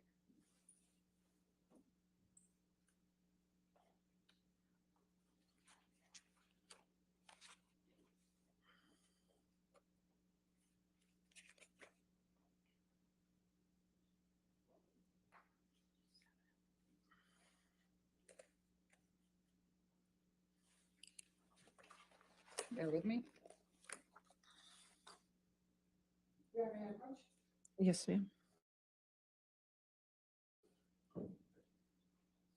Thank you. Thank you. Do you recall having your deposition taken in this case? Yes, On March 21, 2022? I believe that was the date, yes. And were you under oath at that time? Yes, All right, I'm going to ask you to turn to page 207. And the question was, have you ever been asked to testify or serve as an expert with respect to whether someone has bipolar disorder? And your answer at that time, will you please read to the jury? I'm sorry, page 207? 207, line 5. Ah. Could you read? No. Okay, thank you. Now, when this designation was served in February of 2021, you had not rendered an opinion that, quote, Ms. Heard exhibits patterns of behavior that are consistent with co-occurring cluster B personality disorder traits, especially borderline personality disorder, correct? I'm sorry, I missed the first part. What was that? When this designation was served that you have in front of you as plaintiff's exhibit 884, Oh, okay. you had not rendered an opinion that, quote, Ms. Heard exhibits patterns of behavior that are consistent with co-occurring cluster B personality disorder traits, especially borderline personality disorder, correct? No, I had not rendered any opinions. My opinions weren't finalized until after my evaluation. Right. So when this came out, you had not rendered that opinion. I had not rendered that opinion. Okay. The second opinion that's listed in the February 2021 is that Ms. Heard repeatedly and characterologically perpetuated severe physical and psychological intimate partner violence, IPV, toward Mr. Depp over the course of their relationship. End of quote. Did I read that correctly? It says perpetrated, but other than that, yes. Okay. And so is it correct that this pleading says in February 2021 that you are going to testify to that? This document, yes, Okay. it says that. And you have never been asked to testify as to whether anyone has behaviorally or characterologically conducted conduct that suggests they may be an IPV perpetrator, correct? I have to ask that again because I Yes. stumbled. I Okay, can't thank do you. characterologically. That one's just a Okay. tough one for me. Okay. You have never been asked to testify as to whether anyone has behavioral or characterological conduct that suggests they may have been an IPV perpetrator, correct? No, I've never been asked to testify for that. Okay. And that was not your opinion in February 2021, correct? No, And in fact, you do not hold that opinion now, and you were not even asked to provide such an analysis or opinion. Isn't that correct? or that is correct, That's yes. correct. Okay. And you have never held that opinion, correct? No, that is correct, yes. Okay. And your third opinion, if we can go to page 14, was that Ms. Heard exhibits patterns of behavior that suggest her allegations of abuse against Mr. Depp are false. End of quote. Do you see that? I see that. You said it's my third opinion. That is not my opinion. All right. But in this pleading, it says that you will testify to that, correct? Yes, that's what this says. Okay. And that was not your opinion in February 2021, was it? No, as I said, I had not formed any opinions at that time. I had just been retained. And in fact, you have never arrived at this opinion as an expert witness in this case, correct? In terms, no, the opinions that I've rendered are provided in my report. And And you they're have, what I'm testifying to today. and you have never arrived at this opinion as an expert witness in this case, correct? I'll sustain it. You have never arrived at the opinion that Ms. Heard exhibits patterns of behavior that suggest her allegations of abuse against Mr. Depp are false, correct? That's correct. And in fact, you've said that has never been my opinion, correct? What I'm saying is that the opinions in here, these are not my opinions. My opinions are provided in my report. Can you please turn to page 255 of your deposition? She is. And if we could start on 254 to give the I don't have context. that And page, thank I'm you, sorry. Nadie. I 254, appreciate line that. 11. Oh, okay. Let And me the let me question is, now, slow next her one is, quote, down "Ms. because Heard she's exhibits patterns being. of behavior that suggest her allegations of abuse against Mr. Depp are false," end of quote. Was that your opinion in This is February 2021? a little better. And you answered at that time, no, correct? That is correct. And then I asked, have you ever arrived at that opinion in the time that you have served as an expert witness in this case? And your answer was, could you read that to the jury, please? Yes. So no, it's not the task. I was cut off, or essentially what I said then was, no, Dr. that's not Curry, the okay. task of Dash. That was never my task to determine. Can I say what that means? No. And then the Okay. question is, so is it fair to say that you have never arrived at an opinion that, quote, "Ms. Heard exhibits patterns of Wow. behavior that suggest allegations of abuse against Mr. Depp are false," end of quote. And what was your answer? Well, there was an objection. All right, I'll read it for you if you're having Okay, difficulty. no, Your I- answer was under oath, correct. That is not my opinion. That has never been my opinion. Isn't that what you Correct, said under yes. oath on March 21st? Okay. And then I wrote, then I'm going to ask you, do you know who wrote this portion of the designation suggesting that these were your opinions in February of 2021? And what was your answer? I said no. Now, as of the time of this initial expert designation, you had not reviewed any materials, reached any opinions, correct? I believe I had just started to review materials. I believe that I indicated that in my deposition. I had not yet rendered any opinions. I hadn't completed my review and I hadn't conducted an evaluation. Okay. And in fact, you've never testified as an expert on IPV, intimate partner violence. Isn't that correct? I believe that is correct, but I may not be remembering all of my cases. Oh, let's go to page 200. Okay.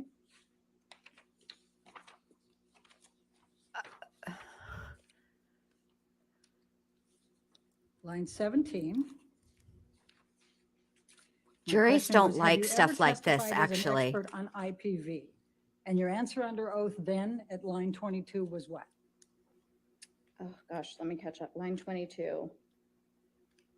No, And you've never testified as an expert on emotional distress damages associated with IPV, is that correct? that's correct. And you've never been asked to testify with respect to emotional damages associated with domestic violence or abuse, isn't that correct? Again, I'm reluctant to say that's correct because with 15 years of experience, a lot of my cases have been complex and that may have been a component, but I don't remember explicitly a case being just about that. Let's go Correct. to page 199, line 20. My question to you was, have you ever been asked to testify with respect to emotional damages associated with domestic violence or abuse? And your answer under oath at that time was, No, I've not, right? sorry, I isn't that hadn't what found you the said? page in time, Okay, you said, no, I've not. but I have correct? not. Okay. Now, you also have never been asked to testify on whether an individual is being truthful in saying that they are a survivor of IPV. Is that correct? That's correct. Okay. And you have never qualified as an expert to speak to whether a person suffered from IPV, intimate partner violence, or was a victim or survivor of IPV. Is that correct?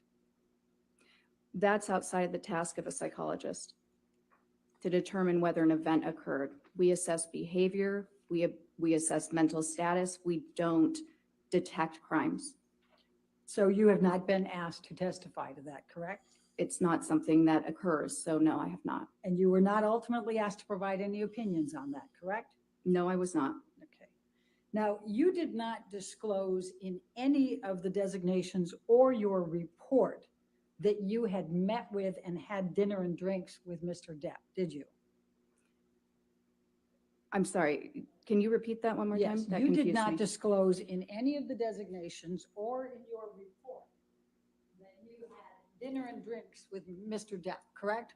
I did not disclose that I was interviewed by the legal team, no. Why would you I asked a disclose different that? question.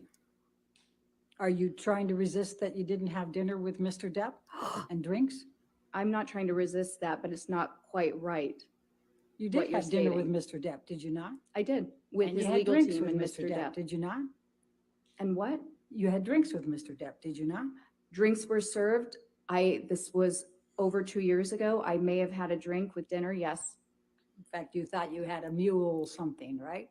possibly. Yes, okay. A Moscato, And you didn't disclose that you had met with Mr. Depp, Moscow Mr. Mule? Waldman, Mr. Chu, and Ms. Vasquez at Mr. Depp's house for 3 to 4 hours and had dinner and drinks, correct? I did not disclose that. It's not significant to the report. You don't think that's significant, correct? I don't. Okay, but you've never been asked to meet with a client in his counsel before being retained as an expert, either before or after, have you? those No. are good. And you I agree, justified that it was recliner okay detective. in this case because it was a high-profile case. That's not quite right. I justified it in this case. Actually, I sought consultation about it. First of all, the person who had retained his attorneys was unable to come to my office with his attorneys. And yes, this is a very visible case. It's been going on a very long time. And I understood that there would be a need to interview me and make an informed decision about my qualifications. Hey, Chick Tracy. Can you look at page 240, please? Meanwhile, Johnny Depp's over here just drawing. Bless his little heart. Line 3 is my question. Would you agree it's a highly irregular to meet with the subject in a litigation? And your answer on that occasion was, I would not say it's highly irregular. I would say it's not something that I would typically do. However, I had not yet been retained on the case. This was a large, high-profile case, and I understood that I believed that it was appropriate for a person retaining me with such a high profile to meet me, to be able to vet me, essentially with the attorneys present prior to retaining me on his case. Do you recall that? Yes, That's what you said under oath, correct? yes, And then I said, have you ever done that before? And you said, no, correct? Correct. And then I said, have you ever done it since? And you said, no, correct? correct. Okay. Now, would you agree that if you did not find something that would be in favor of Mr. Depp and negative to Ms. Heard, that you wouldn't be an expert in this case? Essentially, in the Really? court, if you're going to say that Ms. Heard is right and Mr. Depp is wrong, correct? So as a forensic psychologist, my obligation is to the court, is to the fact finder. I present science regardless of what that science may be. Now, when I take a case, my retainer agreement is explicit about that, and I discuss Dr. that Crew, with the attorneys. I'm asking you a question. I'd like you to try to answer my Okay. question. You understand that if you found favorably to Ms. Heard and negatively to Mr. Depp, you wouldn't be here, right? You wouldn't be testifying. No, okay, sorry. Hold on. The objection is speculation. That's not speculation. No, I'll sustain the objection if you want to ask. Okay. If, I mean, she ate dinner at his house. And Amber Where's Heard's the sister bias? was doing lines in the This is an bathroom with objection him. to Okay. I Yeah. like, what is it? you were, in fact, so excited about being involved in this case that you told your husband, even though this was a highly confidential matter, that you were going to be conducting the examination of Ms. Heard, didn't you? That is not accurate. You not only told your husband, but you told Ms. Heard that you told your husband, correct? What? Ms. Bredehoff, that is not accurate. What is accurate? None of You're it. incorrect. That is not correct. Is your testimony today under oath that you did not tell your husband that you were going to be conducting the examination of Amber? That is my testimony. Wow.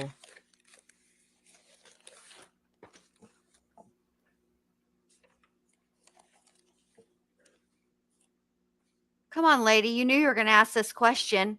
Where's your receipts, Go to page 306. Miss Ma'am?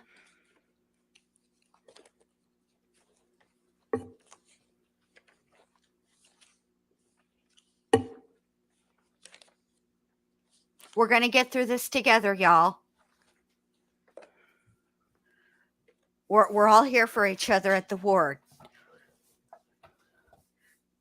Let's all be outraged together. So the question that was asked was because you brought muffins, you said from your husband, right? You gave those to Ms. Heard, correct? May I clarify what occurred so that we can stop talking about the muffins?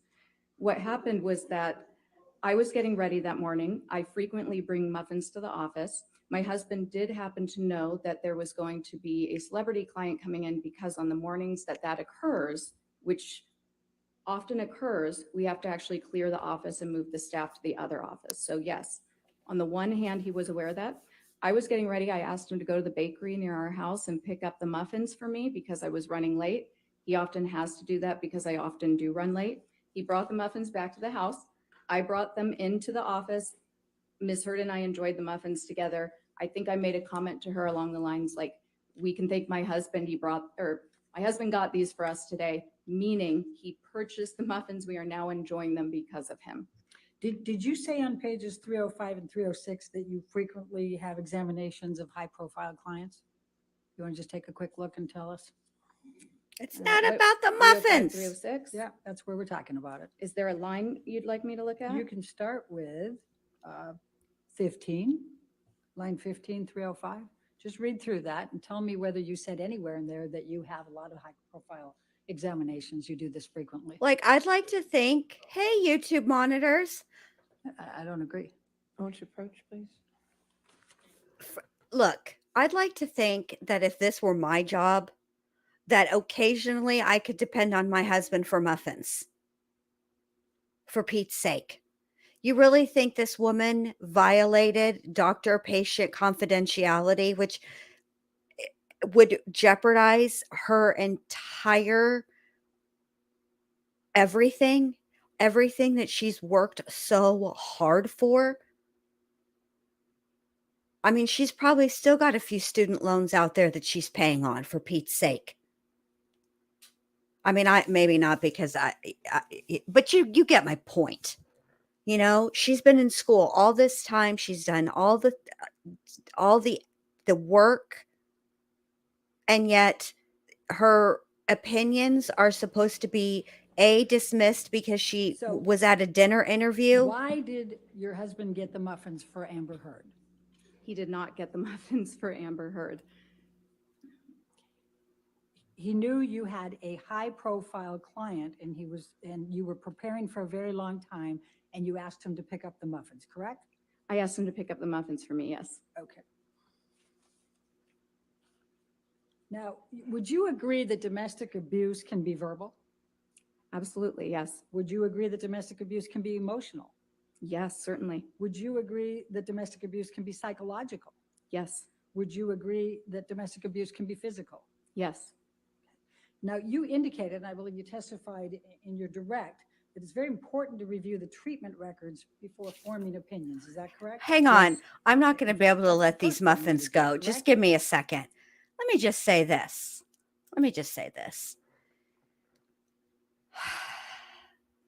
What line of work is Amber Heard in? She's an actress. Aren't actresses frequently hired or not hired, not only based on their acting ability, but also their aesthetic, if you will? And as part of maintaining that aesthetic,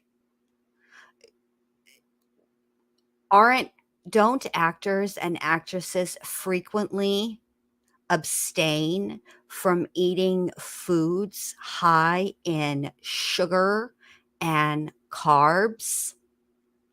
So, if the answer to that question is yes, which it is yes, wouldn't her husband going to the bakery to buy muffins expressly for Amber Heard actually be an insult to Amber Heard because you know, she also models and she has to maintain her figure.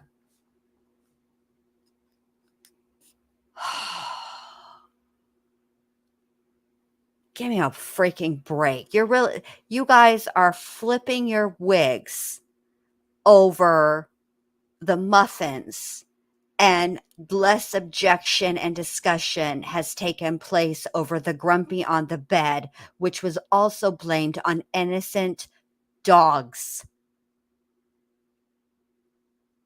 Okay, Yogi, Jaya, the thing about the yellow cup is we just covered the Ezra McCandless trial, okay? And Ezra McCandless went to the victim's home to retrieve an antique yellow mug. And it's one of those kind of things, but we never did find out about whatever happened if she ever received the mug back, because this was apparently an extremely important mug. Okay. Now I'm over here going on the whole Shrek Lord Farquaad gingerbread man interrogation that took place. Okay, I'll tell you. Do you know the Muffin Man? The Muffin Man? The Muffin Man. I know the Muffin Man.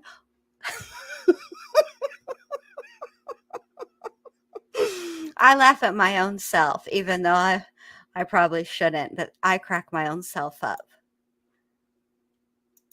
Not necessarily the first, but it's part of the evaluation.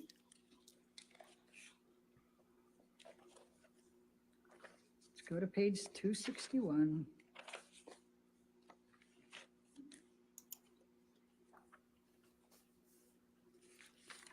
And let's go to 260 because that's where I start the question. The question I asked was, and do you recall whether you'd review any of these by the designation on February 19, 2021? And you said, okay, I can't say for certain. What I can tell you is that knowing my normal procedure, I would have reviewed the treatment records first. Because he Did you mixes testify it to with that love under and oath makes then? the world Yes, okay. taste Now, good. before we start getting into the ones that you testified about, I just want to be really clear about what you actually have as an opinion with respect to the borderline personality disorder and the histrionics. You didn't diagnose, you didn't actually have a DSM-5 diagnosis that Amber Heard suffers from either borderline personality disorder or histrionic personality disorder, correct? That's not correct. In fact, your report says Ms. Heard demonstrates psychological symptoms Hey, Sylvia of a A. combined Welcome. Good to borderline see and you. histrionic personality disorder. Would you agree? Yes, I did say that in also what designation was that? I believe January 18th, that report was included? Yes. Okay. And that's what you said at that time, correct? Yes. Okay. I said a little bit more than that as well. You said, and I'll read it, I'll quote it, quote, based on the combined results of my interview with Ms. Heard, behavioral observations, psychometric test data, and review of the available records, Ms. Heard demonstrates psychological symptoms of a combined borderline and histrionic personality disorder, BHPD. That's Yes. what you wrote in your report as one of your conclusions, correct? And that's a DSM-5 diagnosis. And it did not say that you were diagnosing with a DSM-5 for borderline personality disorder or histrionic personality disorder, did it?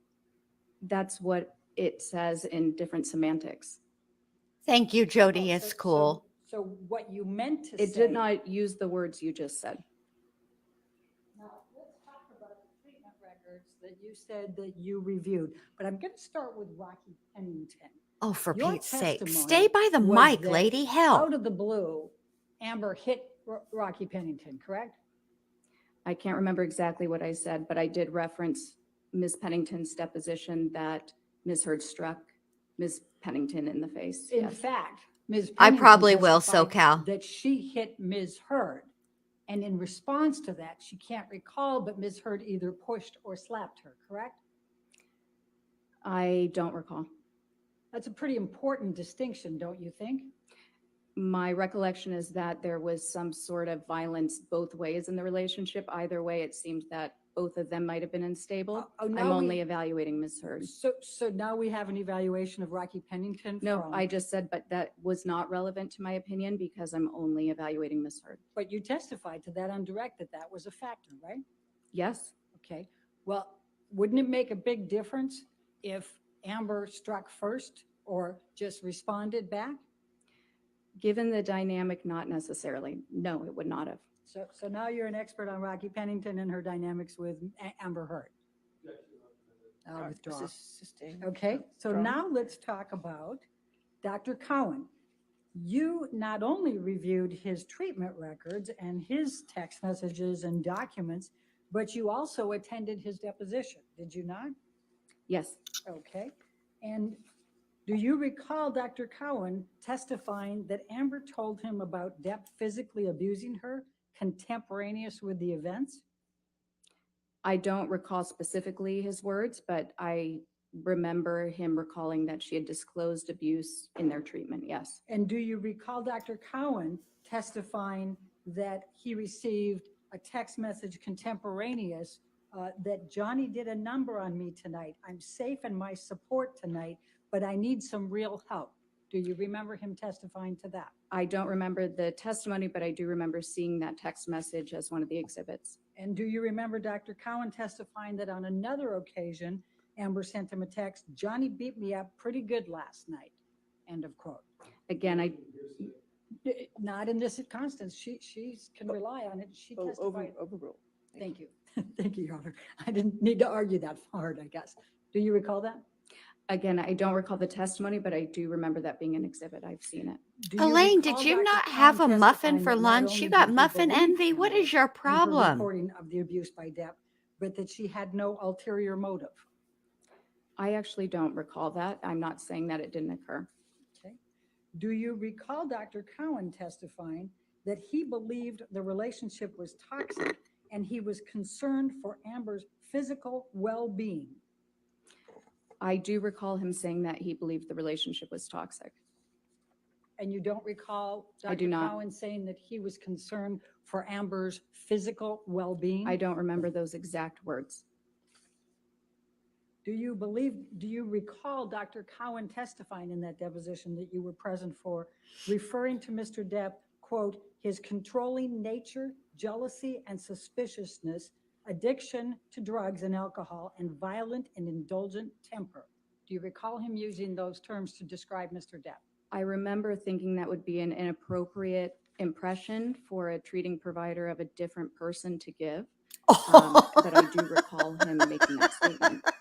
Do you recall Dr. Cowan testifying that if he pushed her, she was going to push him back? And I never had the impression that she was the provocateur, but that she was indicating to me she had a hard time, de-escalating these types of situations. Yes, Okay. And do you also recall him saying that she didn't say she pushed him, she just said, I got right back up? She told me that he pushed her down and she got right back up. I remember him saying that Ms. Heard told him that, yes. And do you recall him testifying, you could interpret it that way? I kind of interpret it more, metaphorically, that when somebody comes at her, she goes back at them, in a similar way, whether it's verbally or she protects herself. Do you recall that? I recall something along those lines, but it was a 6 or 7 hour deposition, so the specifics are not fresh in my mind. Do you recall Dr. Cowan specifically testifying that he believed Amber Heard when she reported the physical abuse by Mr. Depp? I recall him saying that and following it up with a statement that you have to take the patient at their word when you're the therapist. You recall that? Yes, But Do she's you not a recall him saying therapist. He took her, that he believed her? So what's the found her point, ma'am? believable? yes, that he found her believable. Okay. Now, you also testified about Amy Banks. Do you recall that? Yes, And before we go there, Dr. Cowan has been a clinical psychologist for 40 years, correct? I'm not sure. Okay, well, he testified to that, didn't he, in the deposition? I don't recall. And he also saw Amber Heard for over 2 years, correct?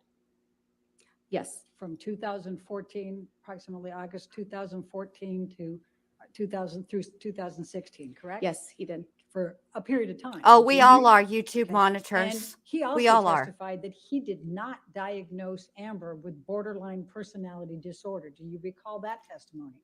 He also testified that he doesn't use diagnoses, but yes, I do recall that.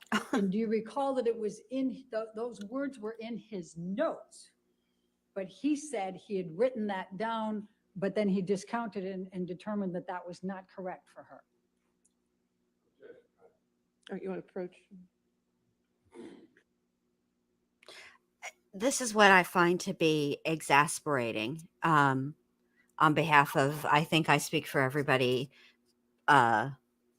in here at least. What this doctor does and what Dr. All right, now Cohen let's does jump are into different things. Dr. Banks is a psychiatrist, correct? Yes, And in fact, she went to medical school at Georgetown and she did her psychiatric training at Harvard Medical School, correct? I believe that's correct. I don't recall 100%. All right, and she was a psychiatrist in Massachusetts that Amber Heard had reached out to Yes, after the Australia incident to try to help her relationship with Mr. Depp, correct?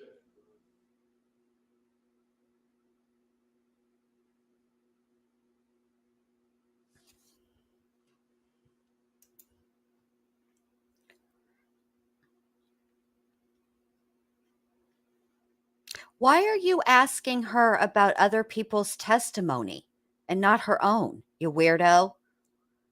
She's supposed to, Yogi, Jay, last I heard.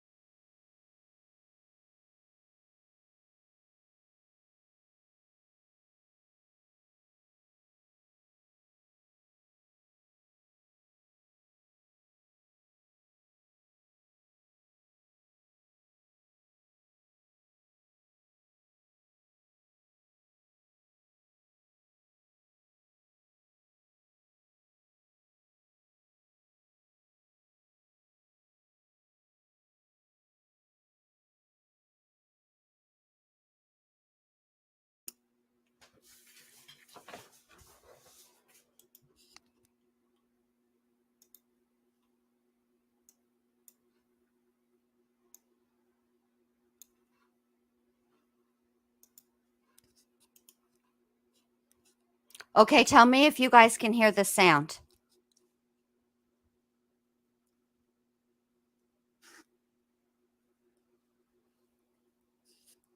It's hard for me because I will hear it on StreamYard, but you guys may not be hearing it on the tubes. So I'll tell you what, let's do this. Hold on a second. Let me do this. Let me stop sharing and then reshare and see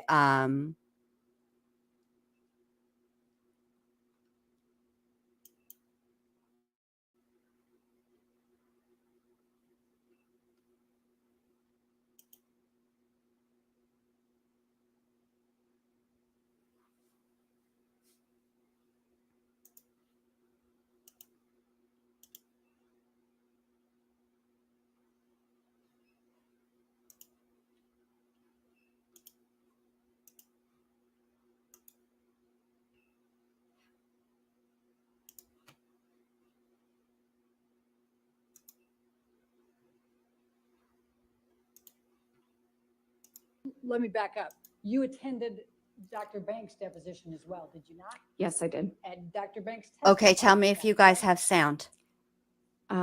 I don't remember if she testified to that. I don't have the notes Okay, right in just front of check me or for- the deposition transcript. All right. Do you recall Dr. Banks testifying that she understood that Amber was in a relationship with Johnny Depp that had gotten violent and out of control?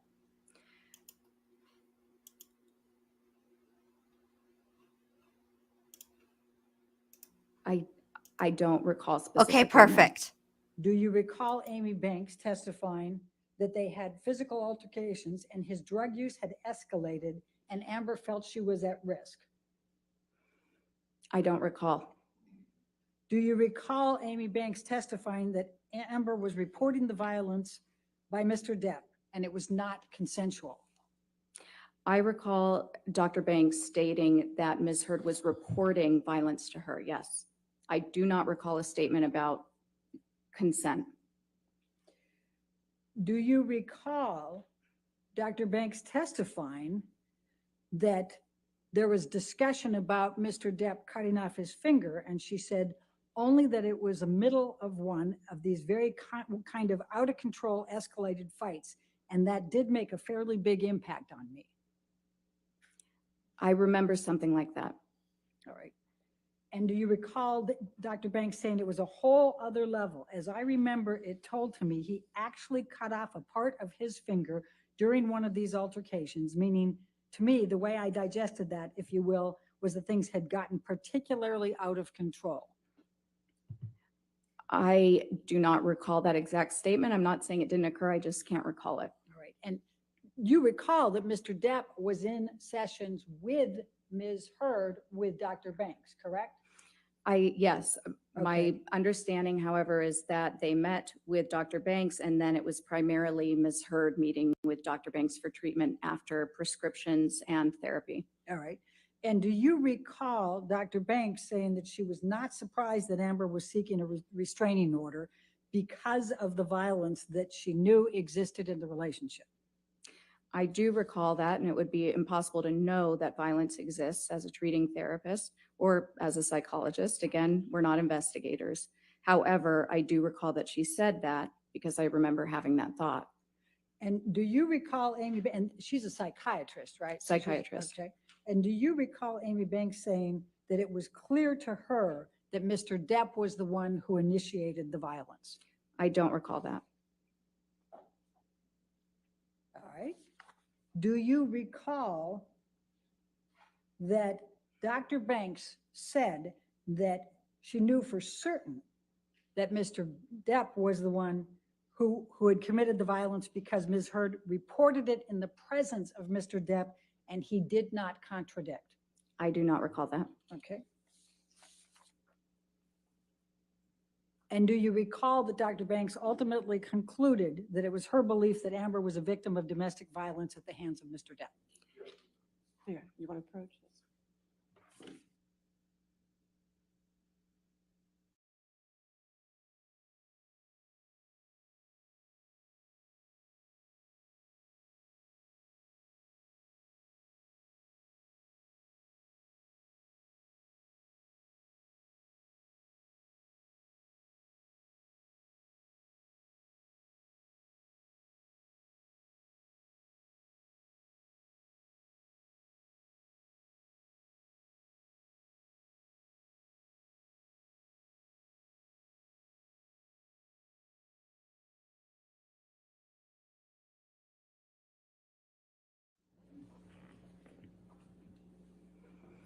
And what was your answer to that last one? I'm sorry.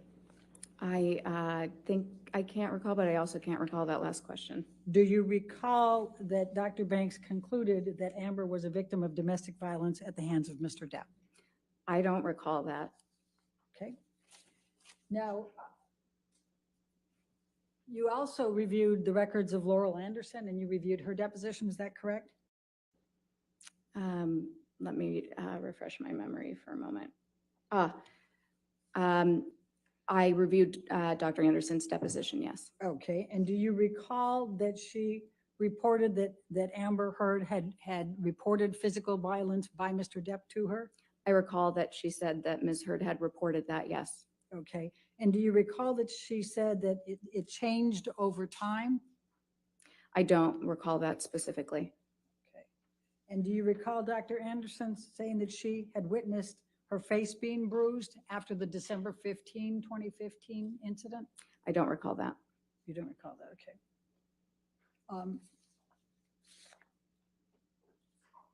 And do you recall that Dr. Anderson said that Amber had reported that he had pulled out her hair, bruised her face, kicked her leg, and hit her in the head? Yes, Ms. Heard did report that to her according to her testimony. Okay. And do you recall that Amber Heard said that Mr. Depp was scaring her? I don't recall that specifically. Okay. And do you recall that Dr. Anderson said she believed that Amber Heard was a victim of domestic abuse at the hands of Mr. Depp? I recall, no, I don't recall that statement. All right, let's go to Bonnie Jacobs. You said that you reviewed the notes from Bonnie Jacobs, correct?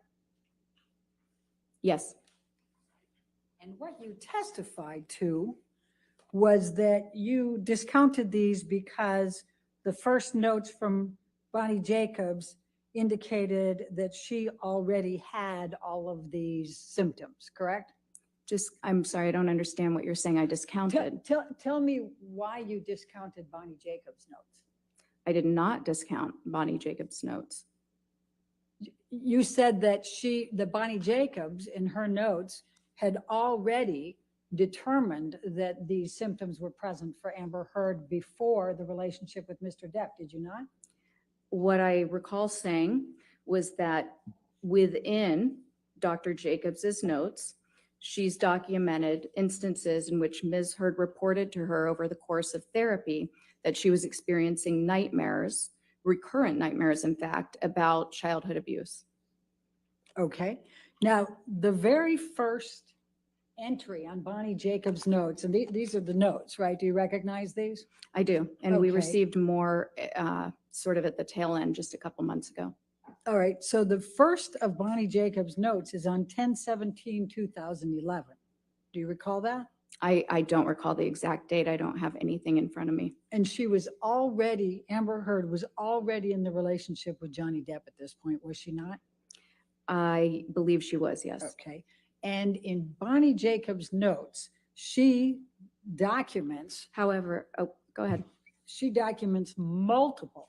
multiple occasions that Amber Heard reports to her physical violence upon her by Mr. Depp, does she not? There are several notes that indicate that Ms. Heard has reported violence by Mr. Depp, yes. Many, correct? I wouldn't qualify it as many. I'm not sure what you mean by How many. many would you say? I don't know. I don't have the notes in front of me. Okay, well, what do you recall in deciding to make your opinions in this case? Well, I'm confused about the dates because I know that Dr. Jacobs treated Ms. Heard even while she was in her prior relationship, leaving her prior relationship with her last wife. Dr. Curry, I'm not going to ask you to try to bring in extraneous things. I'm asking you what you recall of these But the notes. dates would have been different based on that alone. Okay, And I recall that there was quite a bit of information because these were copious notes spanning back in time from her relationship with Tasha. so Dr. Curry, please answer my question. How many occasions do you recall I don't know. Dr. Jacobs documenting Amber reporting physical abuse? I don't know.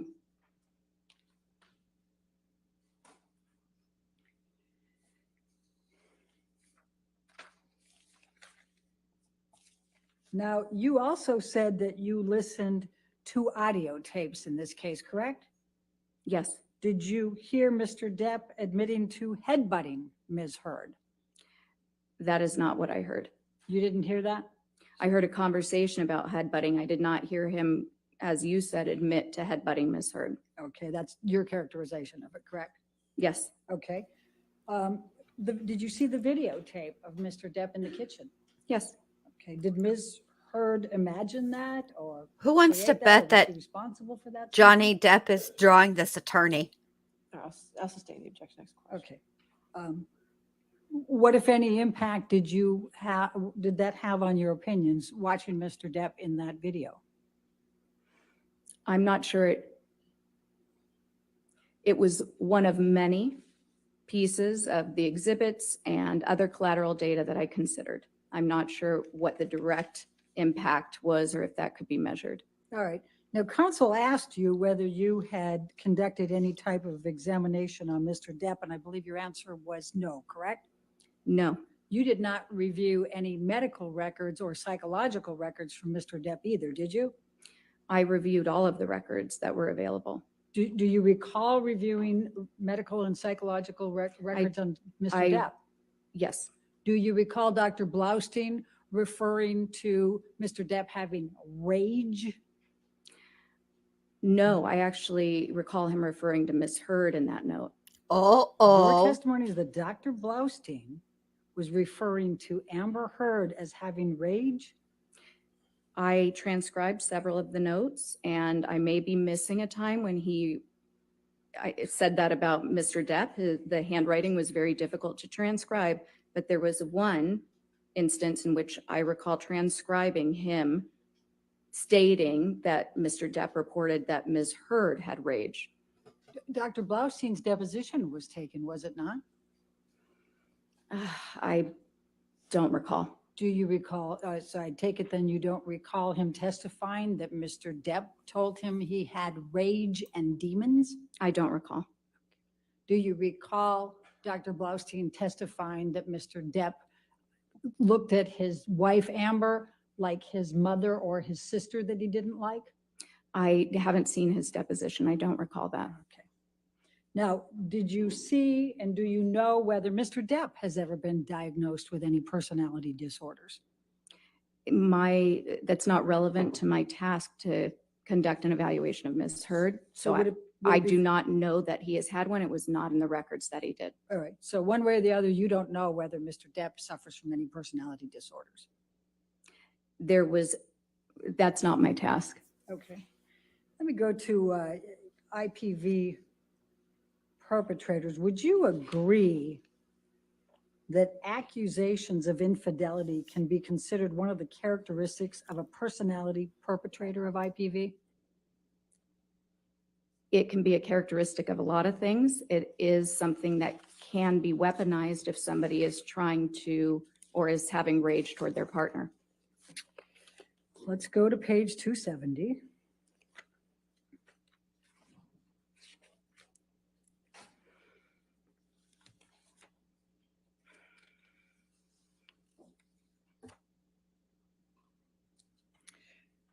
Line 3, my question was, are accusations of infidelity considered one of the characteristics of a perpetrator, a personality perpetrator of IPV?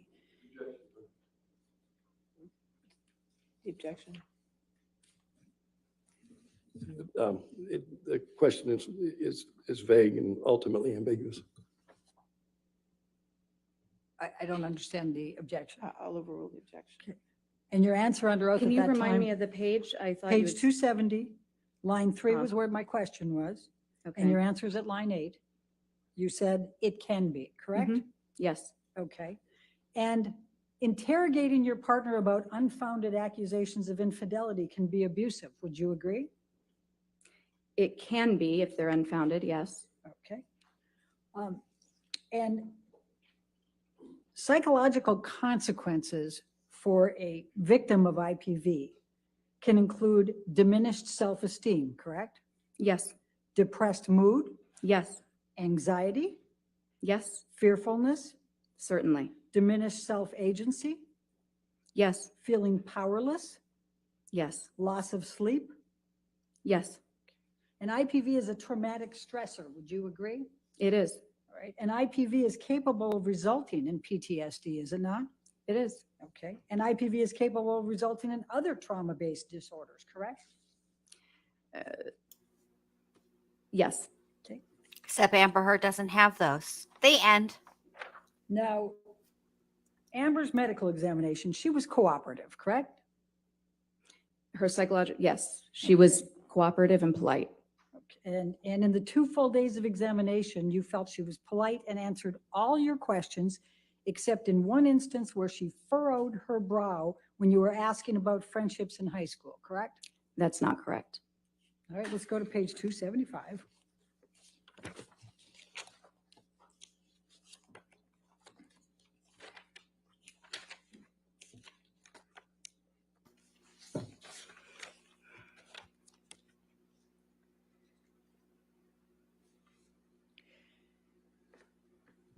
So we start on 274 with the, was she polite? You said yes. Was she cooperative? Yes.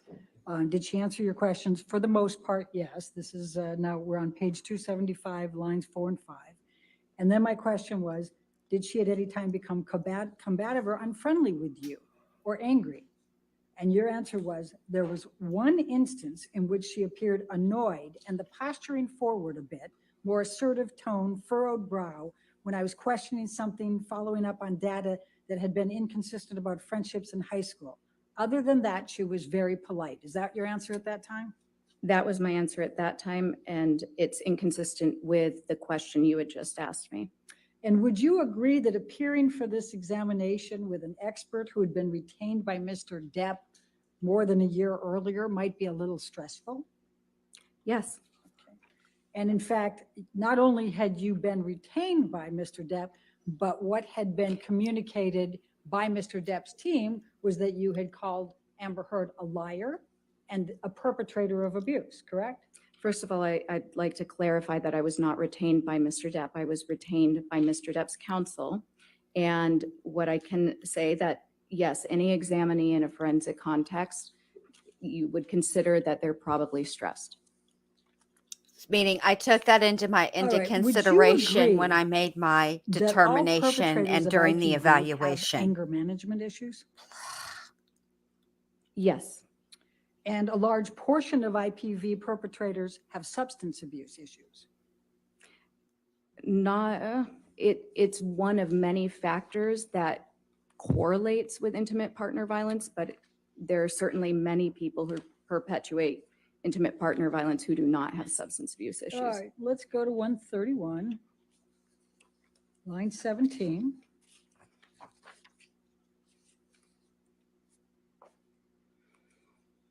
$131, you said? Yes, line 12 is what I have here.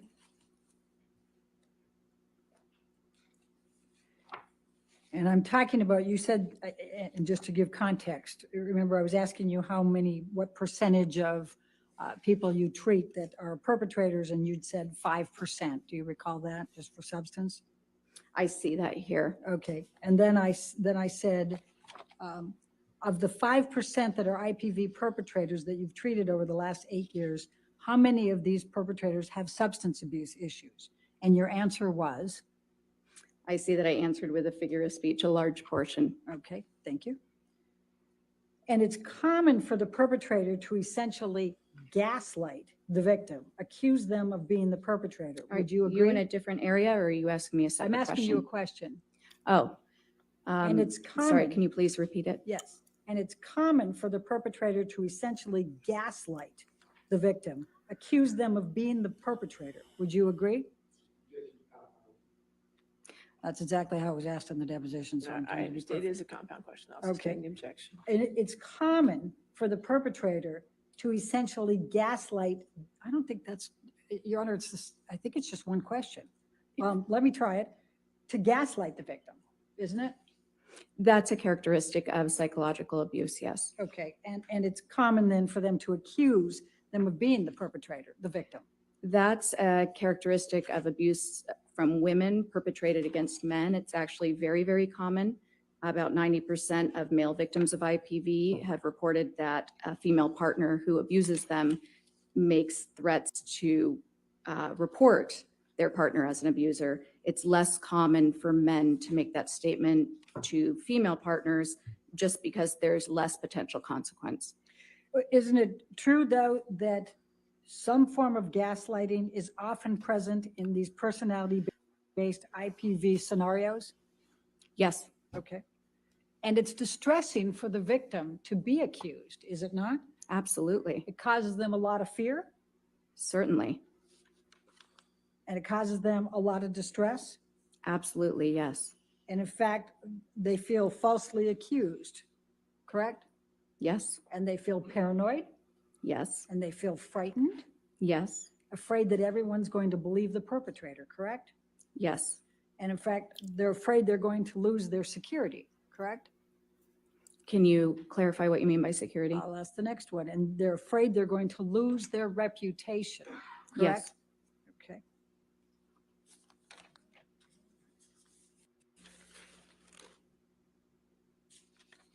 Now let's talk about the testing for a moment. You Oh, thank you, talked about the Isabella. That's really MMPI sweet. too. I But appreciate that's that. not the most recent MMPI, is it? No, it's the most researched. Okay. Now, you need to have an elevated, on the MMPI, there was only one section that had elevated scores, correct? No, that's not correct. It was the K section, correct? She just said it wasn't That's not correct. correct. Okay. And was there any elevated score over 65 on the MMPI? I would need to take a look at it. If, I provided a 25-page interpretation outline. If you're able to pull that up, I'd be happy to go over any of the individual scores for you. Can you recall any clinical scales for the MMPI-2 for Amber Heard that were above 65 as you sit there today? Again, there are multiple scales on this test, 25 pages worth listed. So if you can pull it up, then I can review and give you a confident answer. What can you recall as you sit there? Nothing, I'm hesitant to do obviously. that because I don't want to make an error by ignoring hundreds of scale scores. And would you agree that you can't make a pathological determination or diagnosis if the scales are not elevated on the MMPI-2? I would not agree with that. Okay. Now, one of the answers that Amber gave is that it's hard for her to feel safe, correct? What are you talking about the MMPI too? Yes. Again, I don't recall. There are 567 items on that. I would need to see her results. Well, it's a common trauma symptom, isn't it, to not feel safe? Sure. And safety concerns are common among women who have been victimized, correct? Women and men, yes. Okay, and common, People, you mean? especially for sexually victimized people. Would you agree? Any type of victimization, yes. Okay, and hard to trust. That's a common after effect of interpersonal violence related trauma, correct? Sure. And memory difficulties. Amber said she felt she had holes. Do you recall that? I do. And And- her account was different than typical memory difficulties with trauma. It is common for individuals who have experienced trauma. And it's actually to not have- common. No, it's a symptom, but it's the Oh, least common. Hope for Peace. Thank you so much. That's In so fact, sweet. I A appreciate that. Thank DSM-5 you. Diagnosis for PTSD. I'm grateful for includes y'all. A quote, And you. inability to All remember y'all. an important aspect of the traumatic event, end of Mhm. quote. Am I correct? Yes. And memory difficulties are a symptom of PTSD, correct? Uh-oh. Certain types of memory difficulties, yes. Okay. Now, do you recall when Amber says the first incident of abuse took place?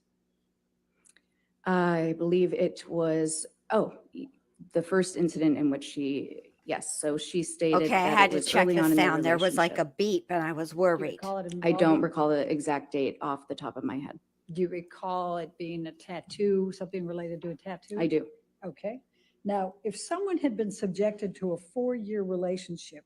Agreed, characterized by Nadine. He could repeated write on the, I ITV, wouldn't even care. They can have. Right on the symptoms, walls, right correct? on the ceiling. Yes. I don't Intense care. anxiety, Yes, certainly. depressed or irritable states, Actually, it's not so much states. When you're looking at a real trauma reaction, it's pretty persistent. It's less of these transient states. intimate problems, Yes, relationship difficulties. yes, And these are symptoms you also Agreed, attribute to the DTC. personality disorder, correct? yes, there are some key differences. Okay.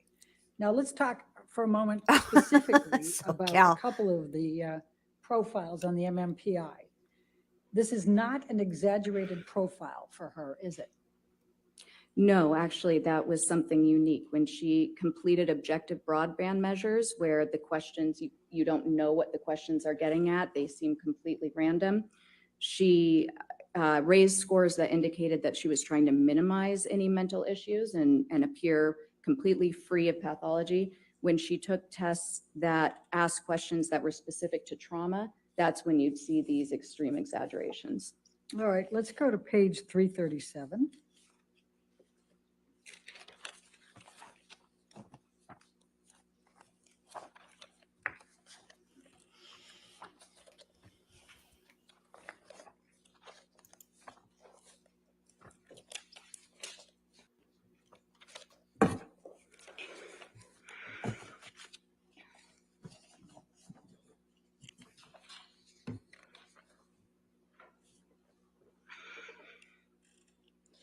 My question on line 7, this is not an exaggerated profile, is it, for her?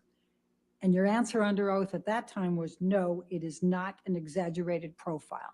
Do you see that? Yes, we're That's what talking you about the testified- MMPI here. You Yes, testified under oath at that time, correct? yes, that's Okay. correct. Now, the profile is also not consistent with malingering, correct? The MMPI-2 profile, it's specific to how she approached this test. And you're correct. For this test, it was a defensive profile. Oh, not an yeah, I see it. exaggerated Profile. But I'm not, So my I'm not question Dr. on B, line so 10 I'm not was, this really is like not a profile qualified, but yeah, consistent I with see it. malingering, correct? And your answer under oath at that time was correct. On this test, it is not consistent with malingering, period, right? Yes. That was your full answer. Okay. Now, is it your testimony under oath today that you have not been asked to testify concerning Ms. Heard's behavior in the context of her relationship with Mr. Depp, including any abuse? That's correct. Okay.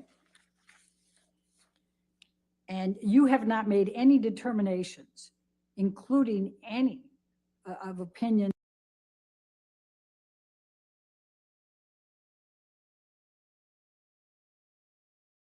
that Ms.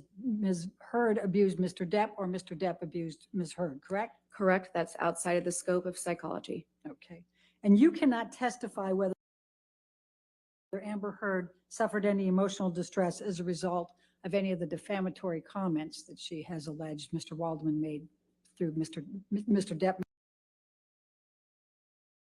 made through Mr. Waldman, correct?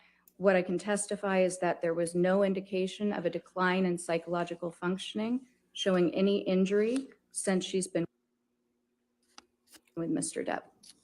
SoCal, You the cannot fight was testify in, one way or it the was other on in that, correct? 2016, yes? Your Honor, may we approach? Okay. I want to look something up.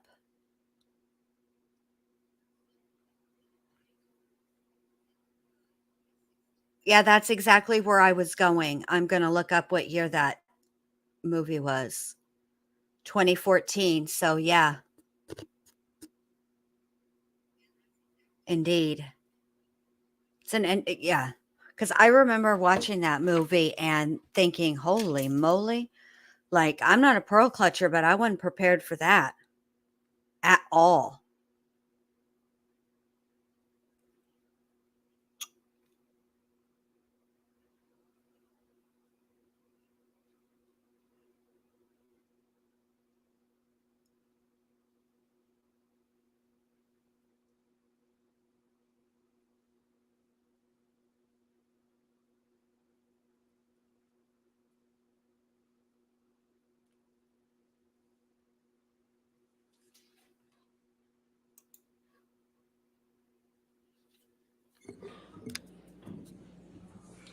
Dr. Curry, Yes. in your report, nowhere in your report did you provide any opinion of whether Ms. Heard suffered emotional distress as a result of the defamatory statements. Is that correct?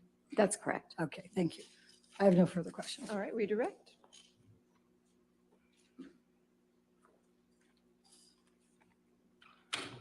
Dr. Kerr, you were just asked a question about malingering Yes.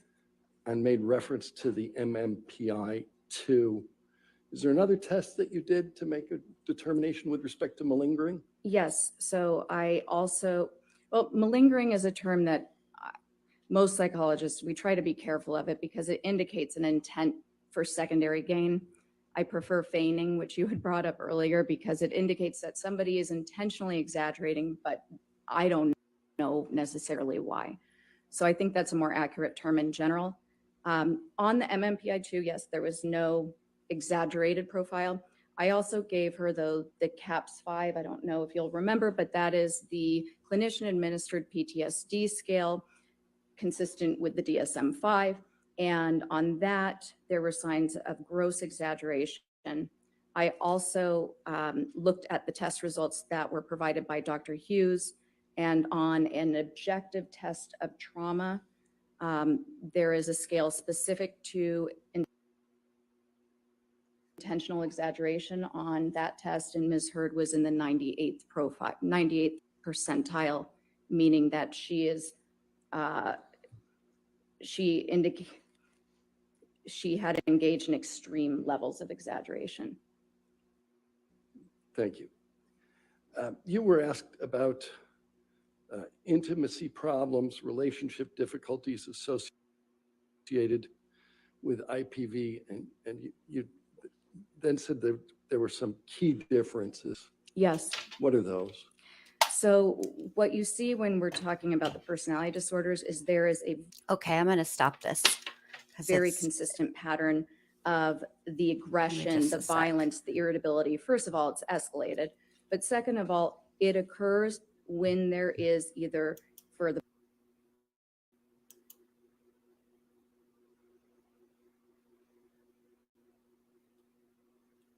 Ugh, there's lag. Hold on.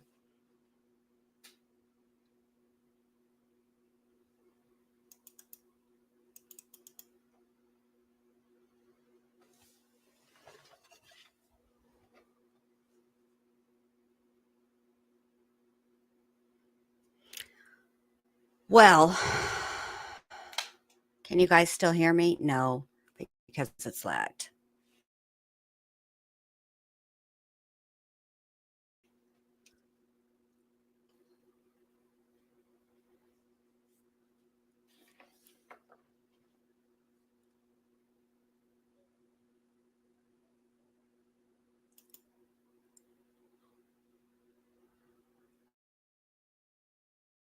Okay, there we it's hard for me to tell because it gets frozen or whatever sometimes, and it's annoying. But anyway, wow, that was really good, and I thought she did really, really well.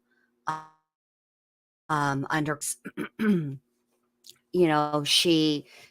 the Amber Heard's attorney attempted many, many times to trip her up and ask the question in such a way that the question on its face is confusing, which I feel it's interesting that she chose to play those types of games with a doctor with the credentials that Dr. Curry has, frankly, as if she wouldn't be able to spot them and know that that's what she was doing, which I find also to be very interesting. That was a risky move.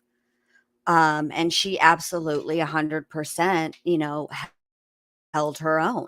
And I thought she did really well. And I think that the way that the demeanor of Amber Heard's attorney today, and in the with other witnesses, include, Elaine was rude today, and so was Mr. Rottenborn, and that doesn't, in my opinion, doesn't play well to the jury because there's no need to be hostile in that way, and I think that it, it doesn't play well to the jury. They regard it as rude, and it's unnecessarily rude, and jurors don't like it.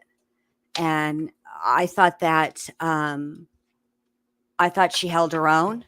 I thought her testimony was very compelling. I felt that her explanations as to what she did to reach the conclusions that she reached, I thought those were very well explained, easy to follow along with and understand and comprehend. And I think I agree, hope for peace. And here's the thing. I don't know how much of you guys how many of you guys watch reality TV, okay? But I used to watch Vanderpump Rules. And in the very first season,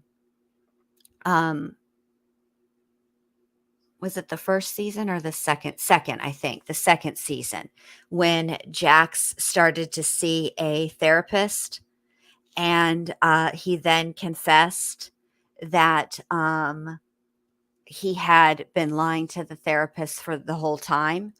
And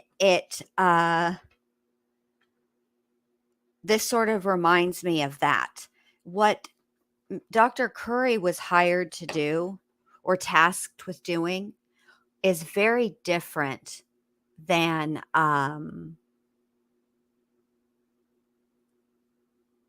what a therapist does. Although therapists also and psychiatrists would employ these methods, they would um, give similar tests and evaluate, but their objective is different than that of a forensic psychologist. And so I think that the jury got that. And I think that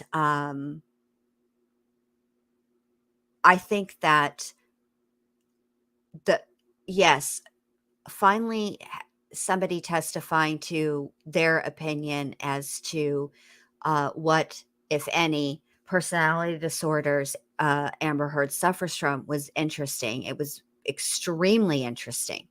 However, and compelling, but I believe the most important and compelling um, information that was given during this testimony was the fact that that this doctor did not believe that Amber Heard suffers from PTSD, because if I remember correctly, in the opening statements, Elaine talked about PTSD, Amber having PTSD as an childhood trauma, and it made her ill-equipped to deal with somebody who exhibited the behaviors that Johnny Depp allegedly exhibited, right?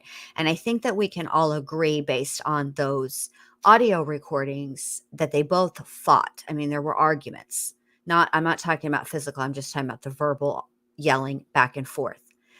But I would be interested in hearing, and they are out there, I think, somewhere, the audio in its entirety, because there are, like I talked about yesterday, there's some parts that don't sort of make sense to me. Like, I understand that the volume of Amber's voice, because she's the one doing the recording and therefore closest to the microphone, which was the phone.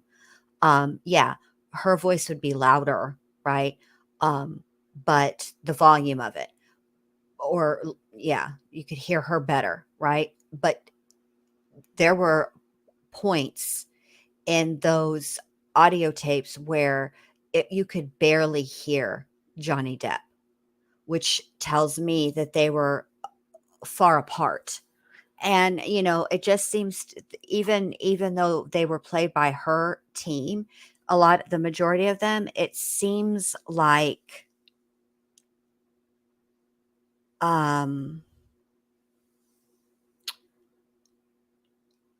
Amber was very I didn't hear at any point in those audio tapes.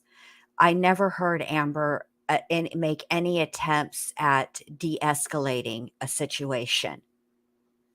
And as far as this is a good question. Okay, so there's two components to Amber Heard's defense. Okay, the first component is that the one of the components of defamation is that the statements made by the other party have to be lies. So in order for them to prove that it wasn't lies, they have to talk about Johnny Depp being abusive. And they're combining that defense with also she's protected under the First Amendment. And I do think that it is a little bit contradictory to push for all the evidence of Johnny Depp being an abusive person. meanwhile simultaneously claiming that the article did not mention him by name. And but what I find interesting is that's another argument of semantics, because I'm trying to recall them flat out stating that the article wasn't about Johnny Depp.